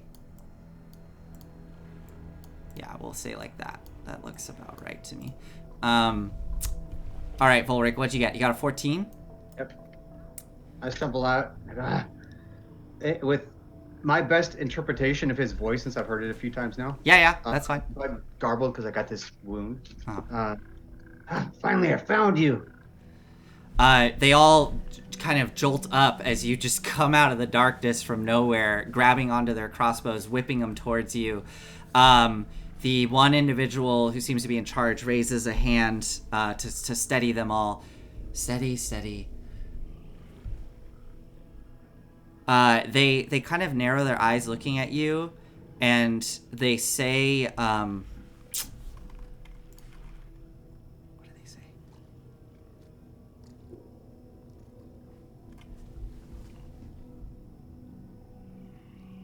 I see you're out farming for pigs. Have you had any success in getting more truffles? Shifty, you kind of hear this from a distance, and you immediately recognize it as Thieves' Cant. Yes, I do. But what do you do, Volric? So Do I discern this is some kind of code? Make a Insight? make an insight check.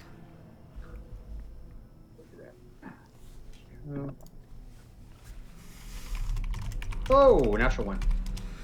Natural one. Well, I got a 2. I got a 2. This guy is asking you about pig farming. Yeah. Also, really quick, I just want to say hi to a new first-time chatter. Welcome. Wonderful. Thank you for joining us. Yes, this is improvised. In fact, this is very improvised right now. Anyways, so Volric, as far as you know, this is for some reason this guy's asking about pig farmers. Yeah. I mean, it's weird. You don't know why, so. Yeah. Oh, well, I can tell you that I got it. Well, what's his voice? Can you give me a bit of his voice so I can try and imitate it? Rolf had like a German accent. It was like, Okay. Hello, my name is Rolf, and I was working with the Lord's Alliance, just something like that. Okay. I do not have time to talk about your truffles right now. I am hurting from the wound and the long run to get here. As you say that, I'm kaput. As you say that, the individual narrows their eyes and does a very rapid hand motion, and all of the other individuals whip around with their crossbows out, drawn on you. The one closest to you pulls out a scimitar and puts it up to your neck. And that individual, unless Ulrich, you react in any way, that individual starts to stroll towards you. Okay. I'll say, I'm not myself. The individual strolls up to you and goes, clearly you are not. Who are you? And they reach out to touch your face. How does the spell work that you have cast? Yeah, so it's almost like a moving visual illusion. Like it's like superimposed, right? Yeah, so if I was a halfling as disguised as like a human, if he went for my head, he would go through my head. Yeah. So he reaches up to touch your face, and he, from his point of view, kind of sees his hand slightly dip into the illusion, and he starts to feel your face. So clever. I will start to turn it off from head down, starts to kind of slowly dissipate. Mm-hmm. I say, so I guess you didn't really want truffles, and I'll attack. Of course, they will attack. Okay. Everybody roll for initiative for me. And I'm gonna move you all to a map. Can I send a message? Go ahead. No, I'll just send a map. But go ahead, Aspen. Can I just send a message to stay forgetting to do that. To Boric and say, you call yourself a bard. That was terrible. You say that just as Volric reaches down and pulls his sword out. All right. So everybody's rolling initiative. Wonderful. I need to pull up the tracker here. We'll see what happens. Yeah, we'll see what happens here. Let's. This is great. They asked about a job, right? Yeah. No, this is very fun. Did you get the job done? This is very fun because as our new guest who just tuned in, I love doing random encounters, and this is some random encounter shit that I'm. But this is great. This is really fun. All right, so Volric, everybody is kind of on guard for this. So we'll just kick this right off. Shifty, you get to go first. Yeah, if I've overheard what the conversation, I was like, he should have known that they were asking about the job. And I don't think I can get up to. I don't think I could get up to them. Would I be able to run up to them in time? I think I have 25 speed. Do you see the map? Oh, let's see. This is a current map. Okay. Yeah, I think you're close. Oh, I could. Yeah. Yes, but you know what? I'm not going to do that. I'm going to attack this bad boy right here. Mm-hmm. And I'm going to say, stupid guy. And then I just cast and just throw a a frost knife. Here we go. It's a magic Awesome. spell. Yeah, Wonderful. I think you get to make an attack roll, right? An ice knife. Yes. Okay, There we go. go. So you got a 15 because you have advantage. That definitely hits. Okay, so is that a wow? That's 10, 19. Yeah. So out of the darkness, this blade of freezing ice slams into the back of this individual. They fall down dead into the fire with a flurry of smoke and sparks. They are gone. Shifty. It should, if it hits him, it should also hit a person next to him within 5 feet of him. The target and each creature within 5 feet of it must succeed on a dex save or take 2d6 cold damage. Okay, that's 3 creatures then. Did they all fail? I think. What's your spell save? It looks like it says piercing, but it should be I believe it should be that 3. Yeah. What's your spell save DC? Is it Oh, above? spell save. That would be, sorry. Is it a 13? Spell save is, actually, I don't even have it here. I do not know. My gosh. I would think it'd probably be like 13 or 15 here. Give me a second. I doubt it's a 12. So they all fail. It's 13. Yeah, so they all fail. Go ahead and roll your 2d6 damage. I think I did. I think that's what the 3 is, but I can roll it again. Oh, the 3? Is that... Oh, that's what the extra 3 is there? Got it. So it explodes as the body lands into the fire, sending ice shards everywhere, and deals 3 damage to the individual standing next to them. There's a sudden cry of panic from all these individuals as one of them goes, "It's an ambush!" And next up is Aize. I'm going to take that movement to do my cunning action Mm-hmm. and allow me to move that quickly so I can take a bonus action and hide. Go for it. Aize, what would you like to do? Just wanted to confirm the leader of the group is here, correct? Correct, this one here, yeah. Oh, is that one there? Yeah. Even better. Then I'll place the fireball. Oh. Okay. Right here. Okay. Yeah. So are you just targeting all of the other people except the leader and Volric? Correct. Okay, that's perfect. Okay, so I will roll dex saves for them all. Go ahead and roll your damage. 28 points. 28 points. Hold on, I need to actually see if they can even survive if they succeed. They might not even be able to survive. 28. Yeah. No, they all die. So, Aize, you throw the beam of light and it explodes. All of these individuals are just immediately fried into ash with a they're all gone, and now the individual standing there with like has just been manhandling Volric is now like looking shocked and in awe at all of this that just happened. Aize, do you do anything else with your turn? Yes, I say. You can always surrender, you know. Rin, as it comes to your turn, you do see the individual that was just grabbing Volric's face throws their hands up. What do you do, Rin?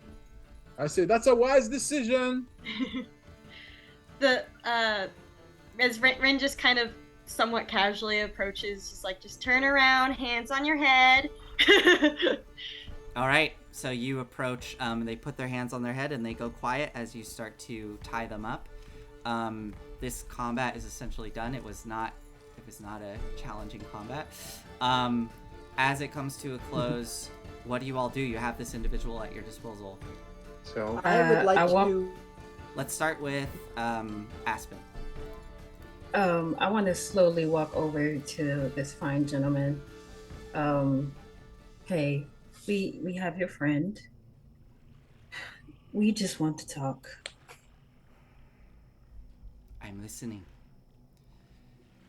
What are you guys doing out here? I know my friend here didn't look at Volric. I don't know what he did, but he just wanted some information. We saw what happened back in the swamps, and we thought maybe someone needed help. Do you greet everyone when you give them help? Do you blow them up with fireballs? Oh, no, I think that's how he and his friends roll, but that's not, I won't say I do that myself. I just What want do to you talk. want? Just let us tell us, why are you here? What are you doing in the swamps? And more importantly, I say, as I'm growing with my giant's might to Yeah. 9 feet, I make the runes on my sword glow. I say, "Who do you work for?" So Oh, either we know who they work for. an advantage roll or Yeah. whatever. Both of you make an intimidation roll. Aspen, I mean, are you trying to intimidate this individual? Or are you trying to persuade I him? will happily let Volric intimidate. All right, Volric, go ahead and make that with advantage. Can you tell me real quick what they had earlier said if I had overheard that? Yeah, you just so that the one phrase you heard, the bit of thieves can't, you picked up on it. It was essentially like a call and response code to confirm that this was who indeed they were speaking with.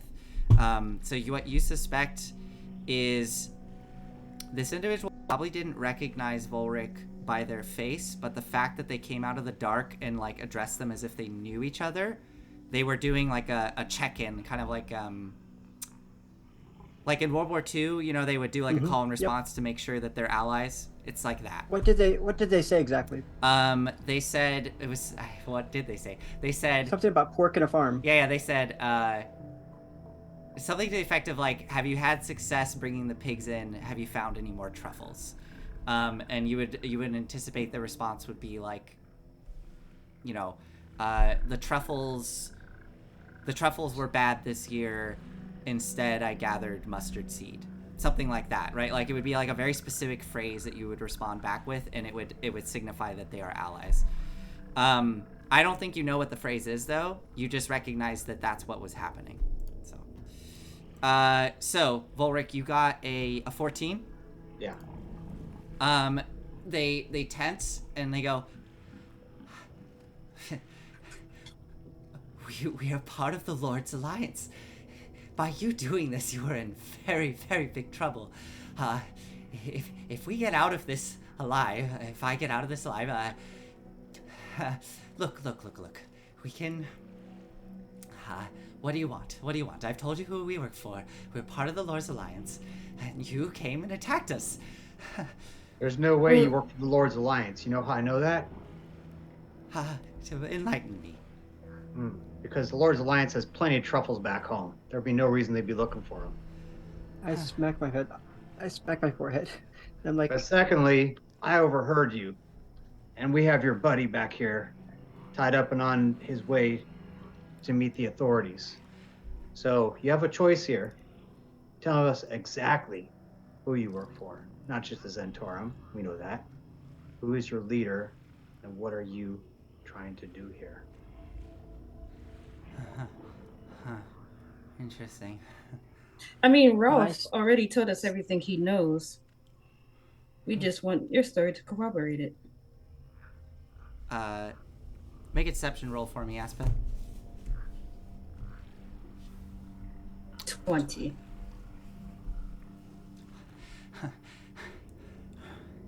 All right. If I tell you what I know, will you let me go? Will you let me live? Of course. Can I need to hear it from the big one. Shifty, you step forward and are standing there before them. I turn back to the others. I say, took out the rest of them. I don't mind this one getting free. What do you think? Assuming we believe what he has to say. Okay. And then Shifty, what do you do? I speak in thieves' cant, and I said, pretty much the bird is after the ball, which is like pretty much saying, my companion is ready to kill you. Okay. And then I say, so the garden party, I'm from the brother. I'm the brother from the garden party. Or are you the brother from the garden party? And I'm pretty much saying, I'm a smuggler with the guild. You Right. do need to talk to us.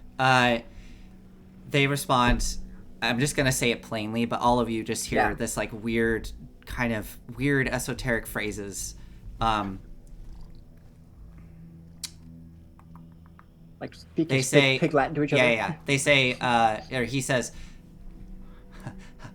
yes. I'm with the Guild of Smugglers. If you get me out of this, I will speak very highly of you.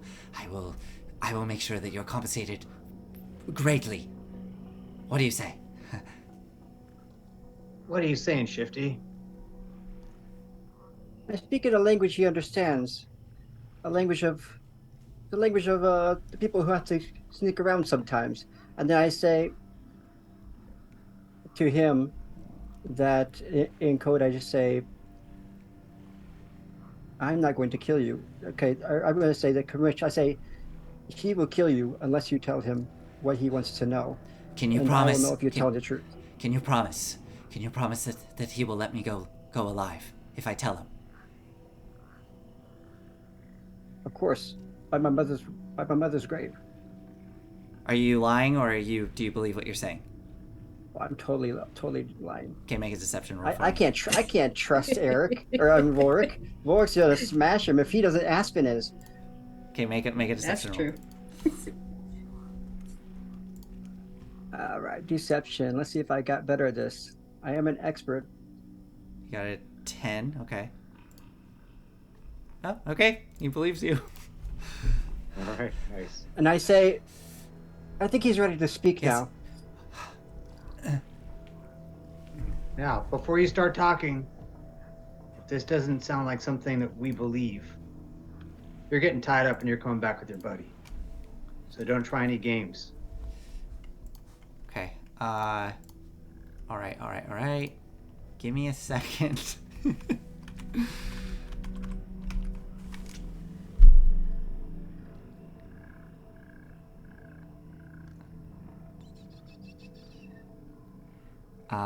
Okay. Yes, all right. I'm with the Zentarum. I can't tell you exactly who my employer is because I've never seen their face. I'm telling the truth. I'm telling the truth. All I know, they always arrive cloaked. I always meet them on the outskirts of Saltmarsh. I meet them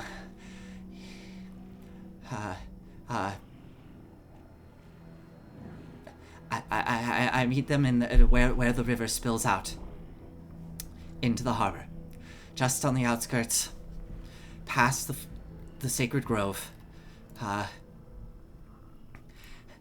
They are a cloaked individual. They tend to tell a lot of really bad jokes, and I that's all I can say. I don't know. I believe they're male. I've heard a male voice speaking. They've just hired us. They gave me a sum of gold to go out into Saltmarsh, into Leyland, hire lowlifes to bring them into the swamp. Once we get out into the swamp, I give them these uniforms, and we've just been told really to cause trouble, just make the Lord's Alliance look bad. That's all I know. I turn towards... Telepathically linked to Volric and say, ask him why he killed all the undead then, and why they tie one up. Or did they Why'd bring you them? call the undead then, and why'd you tie one up? Oh, wait, excuse me. Why did you call the undead then, and why did you tie them up? What I know who you are. Okay, what, the undead, right? Yes, no, that was earlier today. No, we were attacked. We almost lost one of our own, but we managed to drive them off. Kill them. Look, I said I deal with lowlifes. One of them thought it would be funny to tie one of the zombies up and use it as target practice. I don't know. They're sickos. All right. I'm not going to bother making an insight because that sounds pretty plausible. I turn towards Aspen and Shifty. I say, is this rendezvous point? Does this sound like a sensible place? Realistic? I Um, nod my head yes. So I mean, what I mean is specifically like, right? Like, so they probably can imagine what they're talking about, that area. And so I'm asking them if this sounds like a place that would be secretive enough and plausible enough and accessible enough.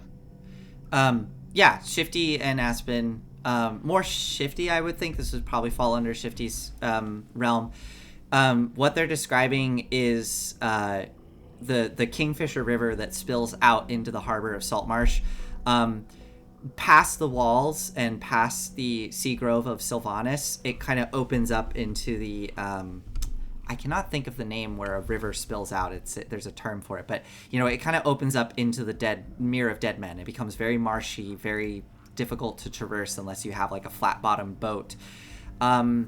There are plenty of like clandestine meetings that take place out there. There are plenty of rendezvous points for smugglers to meet.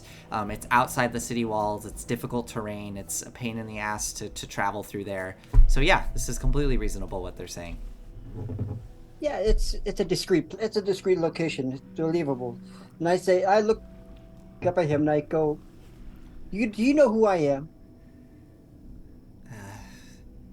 No. I stand on top of one of his dead companions. I'm Mr. Malone.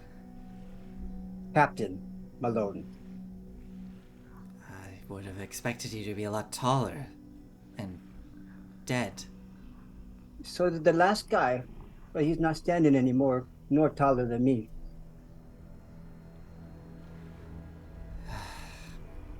What do you want? I don't think you're telling us everything. I think, for example, there was a time and you knew about our friend here that we found in a rendezvous. Listen, we are discrete groups. We are not... We have one point of contact. It may even be a different point of contact for those of us in other networks. I could lose my head very well for telling you all of this. Just being... Listen, I've told you everything I know. Will you What is please your let me name? go, alive? My name? Do you really need to know my name? I like to remember the name. I cannot give you my name. That is far too much information. And at this point, he switches to Thieves' Cant and is speaking to you in Thieves' Cant. Okay. If I divulge my true name to you...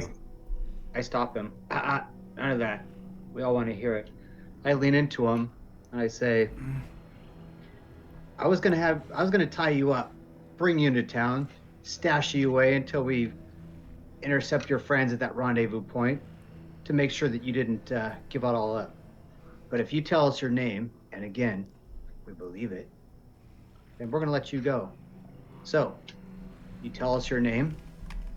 If my gut believes you, if my friends believe you, you can go. Because since we'll know your name, we can find you. And we will know that you're not gonna go to your boss. Make another intimidation roll for me. With advantage. Cool. Coming.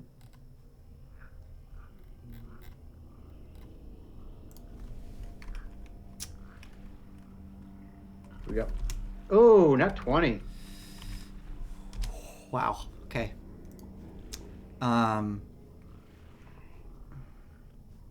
Okay. Their name. Sure. All right. So,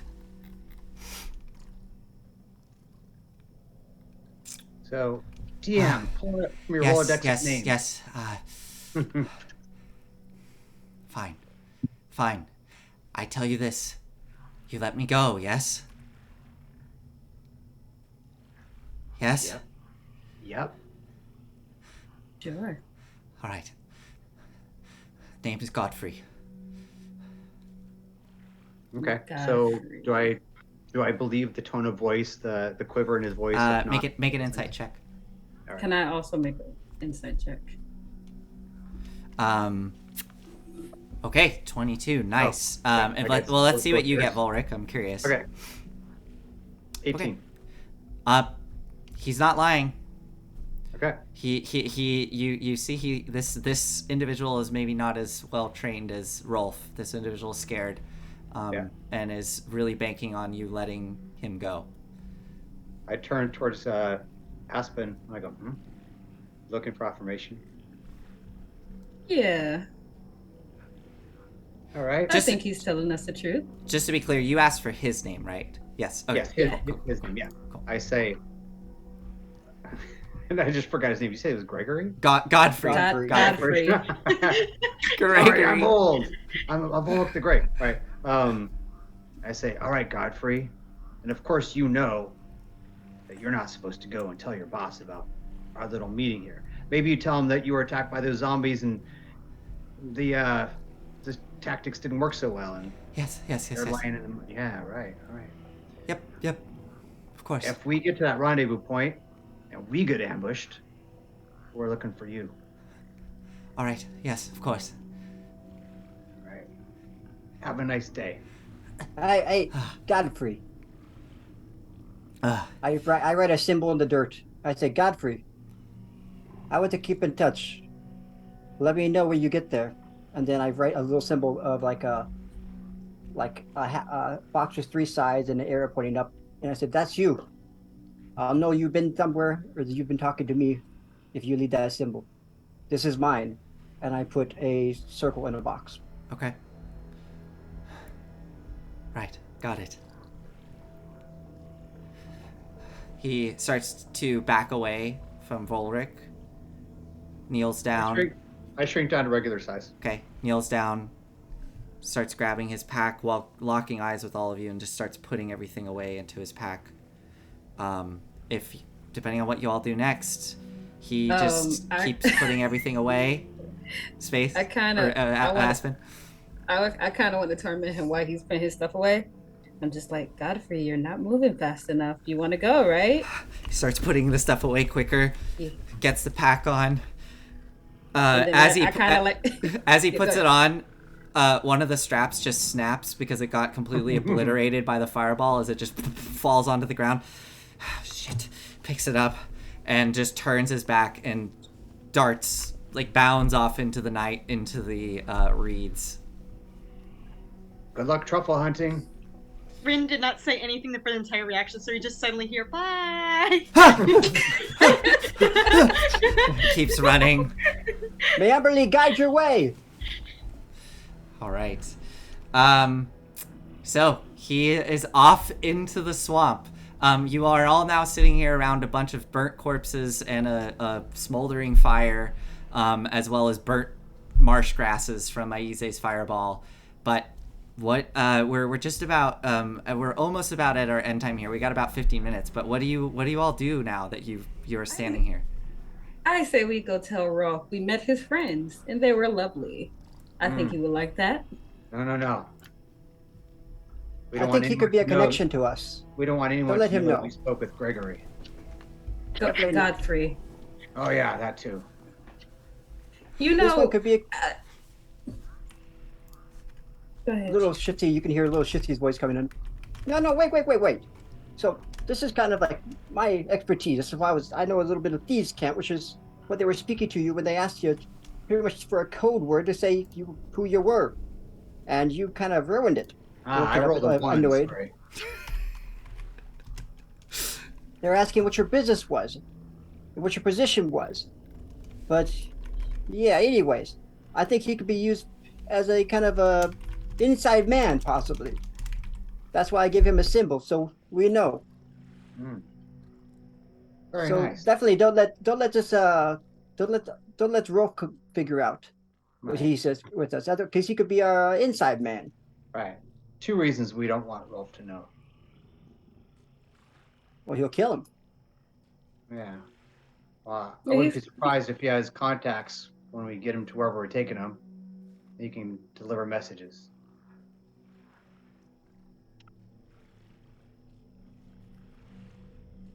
Sounds about right. Yeah. Oh, Aize, good job not fireballing the boss. Oh, no problem. I thought maybe we wanted to have a conversation with him. But, if Sethrath were here... I do try not to remind everyone of this, but just, gonna throw it out there once again. I can read minds, right? All right. That's it. If Sethrath were here, though, he'd be mighty teed off that you didn't leave him anything to stab. Oh, if Sethrath were here, he would be amongst them, and I couldn't fireball him. I miss him already. Sometimes, sometimes a little indiscretion can be useful, I think. Especially when you're working with people of under the table, You what mean they call discretion? low lives. Not indiscretion. Oh, no, you did fine. I didn't want to interfere. I just wanted to mention, if there's any point where you said, I don't know if this guy's telling the truth or not, just, give me a wink or something. I can probe them. Well, Yeah, of course. Now, would they know you're probing them? Because I tell you, when I get probed, I can always tell. Oh, people always know when I probe them. Oh, no. So, are you all going to do anything else here at this campsite? I think we're gonna... to Go ahead. Yeah. I just turned to Volric and I'm just like, so what college did you go to? Because you are like by far the worst bard I've ever met. And I've met plenty of bards. Well, truth be told, what I tried to do, it worked. I just wanted to get in stabbing What was range. it? I just want to get close enough to take this and put it through one of them. I didn't need to, but that was my goal. College of Swords, to answer your question. Oh, that makes sense. Spells Yes. and poems and whatnot, but mostly I kill the bad guys. Mm-hmm. I just, do you do that like a lot? I'm just asking because it's surprising to me how often you do that, and you have none of your teammates have died because of it. I've had plenty of teammates die, but not because of me. I mean, you are the first one to always run into battle. I mean, do you think about it, or? I mean, I'm just curious. Oh, well, if you haven't noticed yet, I love to fight. And furthermore, I have Sethrath around, so I'm the guy that's got to take all those hits up front, right? I get close enough to stab him. You guys can do your job. Follow it up. I go up to Ren and I say, do you think you could get that backpack from him? And I look over at Bert. Do we want to further harass Gregory, Volric called him? Well, Godfrey didn't really reveal what he had in his pack. So just in case he did have something, maybe our Bert can grab it from him. He won't know who it came from. I'm sure. Swamp's a dangerous we could also place. check our Bert friends. Just kind of reverent gesturing to the fireball victims. Oh, I mean, yes. well, they're Something should be done ash. about. Yeah, Yeah. I'll Yeah, they're ash. My face is like has black charcoal probably on it. Like my Yes, it's eyebrows like are hair. singed. There's still some. Oh, look who's there. There's still some residue left over there, but don't worry, I'll clean up. And I'll break out. I'll fire up a firebolt cantrip. And I just start. Whatever remains they are, I cremate them. Okay. You spend some time cremating the remains. Unless you're gonna try to send Bird off to go get that. Yeah, the only thing is I don't know if he could do it on his own. Yeah, I mean Even if I wanted it's to. a pretty big pack. So, yeah. He could like Yeah, and he doesn't have to fight a person. yeah. You could try. It was hold on by one strap, if I recall. It was. Okay, so I this is pretty specific, but I want to try to send Bert off to like harass him enough to scare him. To scare him to what? Like- to drop the pack? Like almost like how animals will like paw at a bag like looking for food. Okay. Roll. Can I give him guidance before he goes off? Because Okay. this is awesome. Yeah, I'm So, gonna give so, guidance. so, Rin, you let Aspen know you're about to do this, and Aspen, you go up and touch Bert, and Bert kind of floofs up with your touch. You cast guidance. Make an intimidation roll with Bert's stats. So, I wonder how I should do this. So I'm gonna just roll a d20. I don't know. roll a if there's d20, any and then you have we to, yeah, for- whatever Bert's stats I don't are. know what his sheet would look like for intimidation. Is he a hawk? He's a falcon. Falcon, which I think is same stats as Hawk. I think. Okay, you got a 14. I don't see Falcon popping up, but I do see Hawk. I think we use the Hawk stats. Yeah. Oh, and he has a -2 to charisma. You know, I would give him. Well, nope. The strength is that even sounds worse. that sounds kind of racial there. I think to other Falcons. Other hawks. All right. So he gets 12. So Bert flies off into the dark. You hear some kind of disgruntled screams in the dark until eventually Bert returns like nothing in hand, but I don't know. Give him a scare.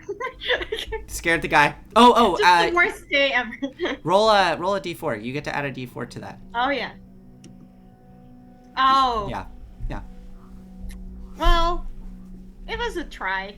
All right.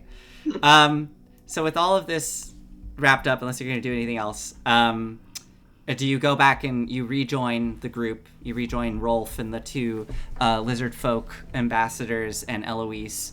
They have a quick exchange, kind of asking what happened. I'm assuming you tell them you're not going to tell them that this was a Zentarum spy. It sounds like you're keeping that info to yourself.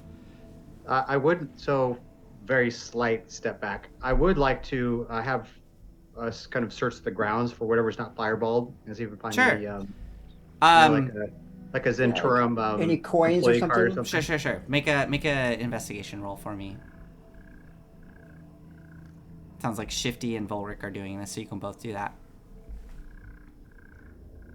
Can I go over to Ren while they are doing this? Are you okay, Ren? Just I mean, kind I know of- you don't. Sorry, I'm just gonna Oh, say no, I go know you ahead. don't know me, but I mean, I've noticed things about your group that you all seem to have not noticed Mm. about each other. You look sad, and I just wanted to make sure you were all right. Well, I've already told you what we've experienced together before, and I don't know, something about being stuck on an island together brings people together, and now, I don't know, it feels scarier somehow. Not for the dangers, but trusting. I'm sure you're no stranger to that. I'm not. I know I haven't made myself very I know I'm very hard to trust. I get that. I understand that. But if you ever need someone to talk to, I'm here. You know, I mean, it's just us girls, right? We can bond and do whatever it is that we need to do to heal for ourselves.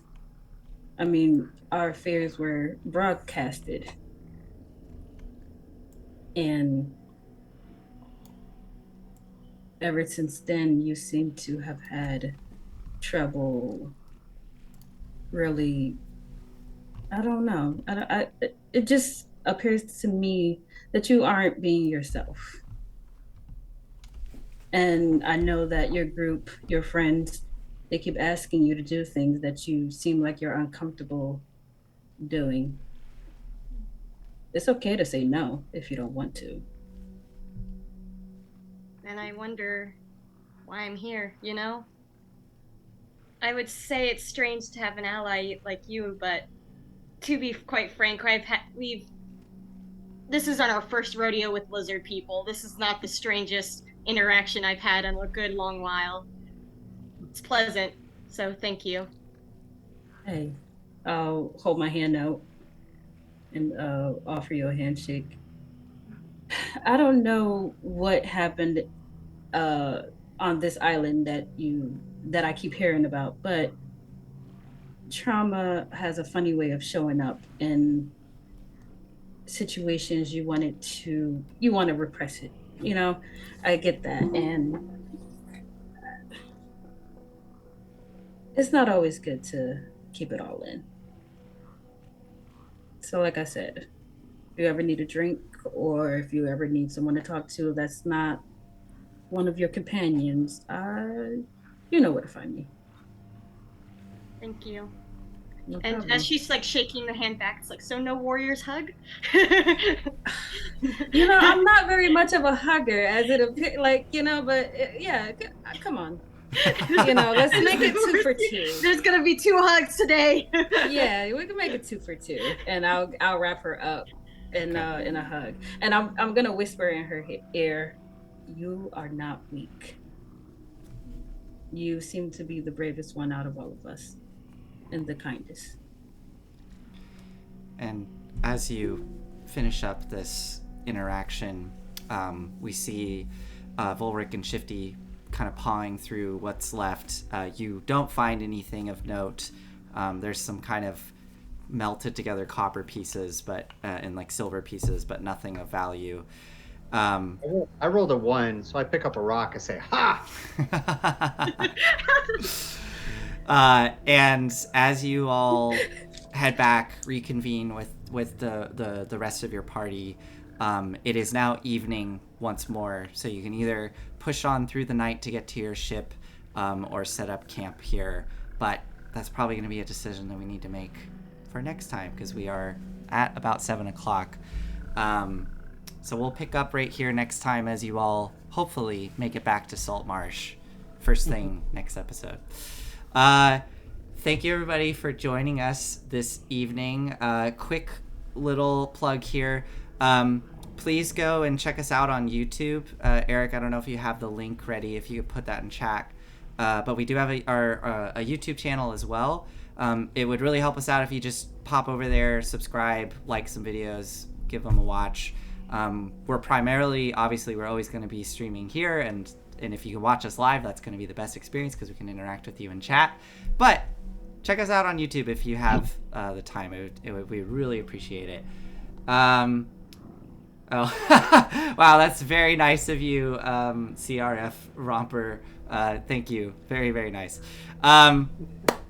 Anyways, I think that might be it. Eric, was there anything else? Am I missing anything? No, I just was remiss in having that your URL for everybody, but we are easy to find. Dress to Quest. You will find us also on Gen Con. Yes. For the YouTube, our parent affiliate here, because we're on Gen Con and happy to be that. But yeah, I mean, we know a lot of people do the rewatches, and the advantage of YouTube is that stays up for a long time. Twitch past videos only stay up for a little bit. So it's great to go back and get the full experience, maybe while you're working or, doing housework, whatever it is. It's nice to have the background. We also have a Facebook page if you would like to follow that as well. We do social posts there and promos and stuff. Also Dress to Quest on Facebook. But yeah, thank you everybody so much for tuning in. Looking forward to next week, looking forward to seeing what's happening, and in 2 weeks we will have a new guest joining us, a new cast member, so definitely tune in then to see them appear. All right, good night everybody.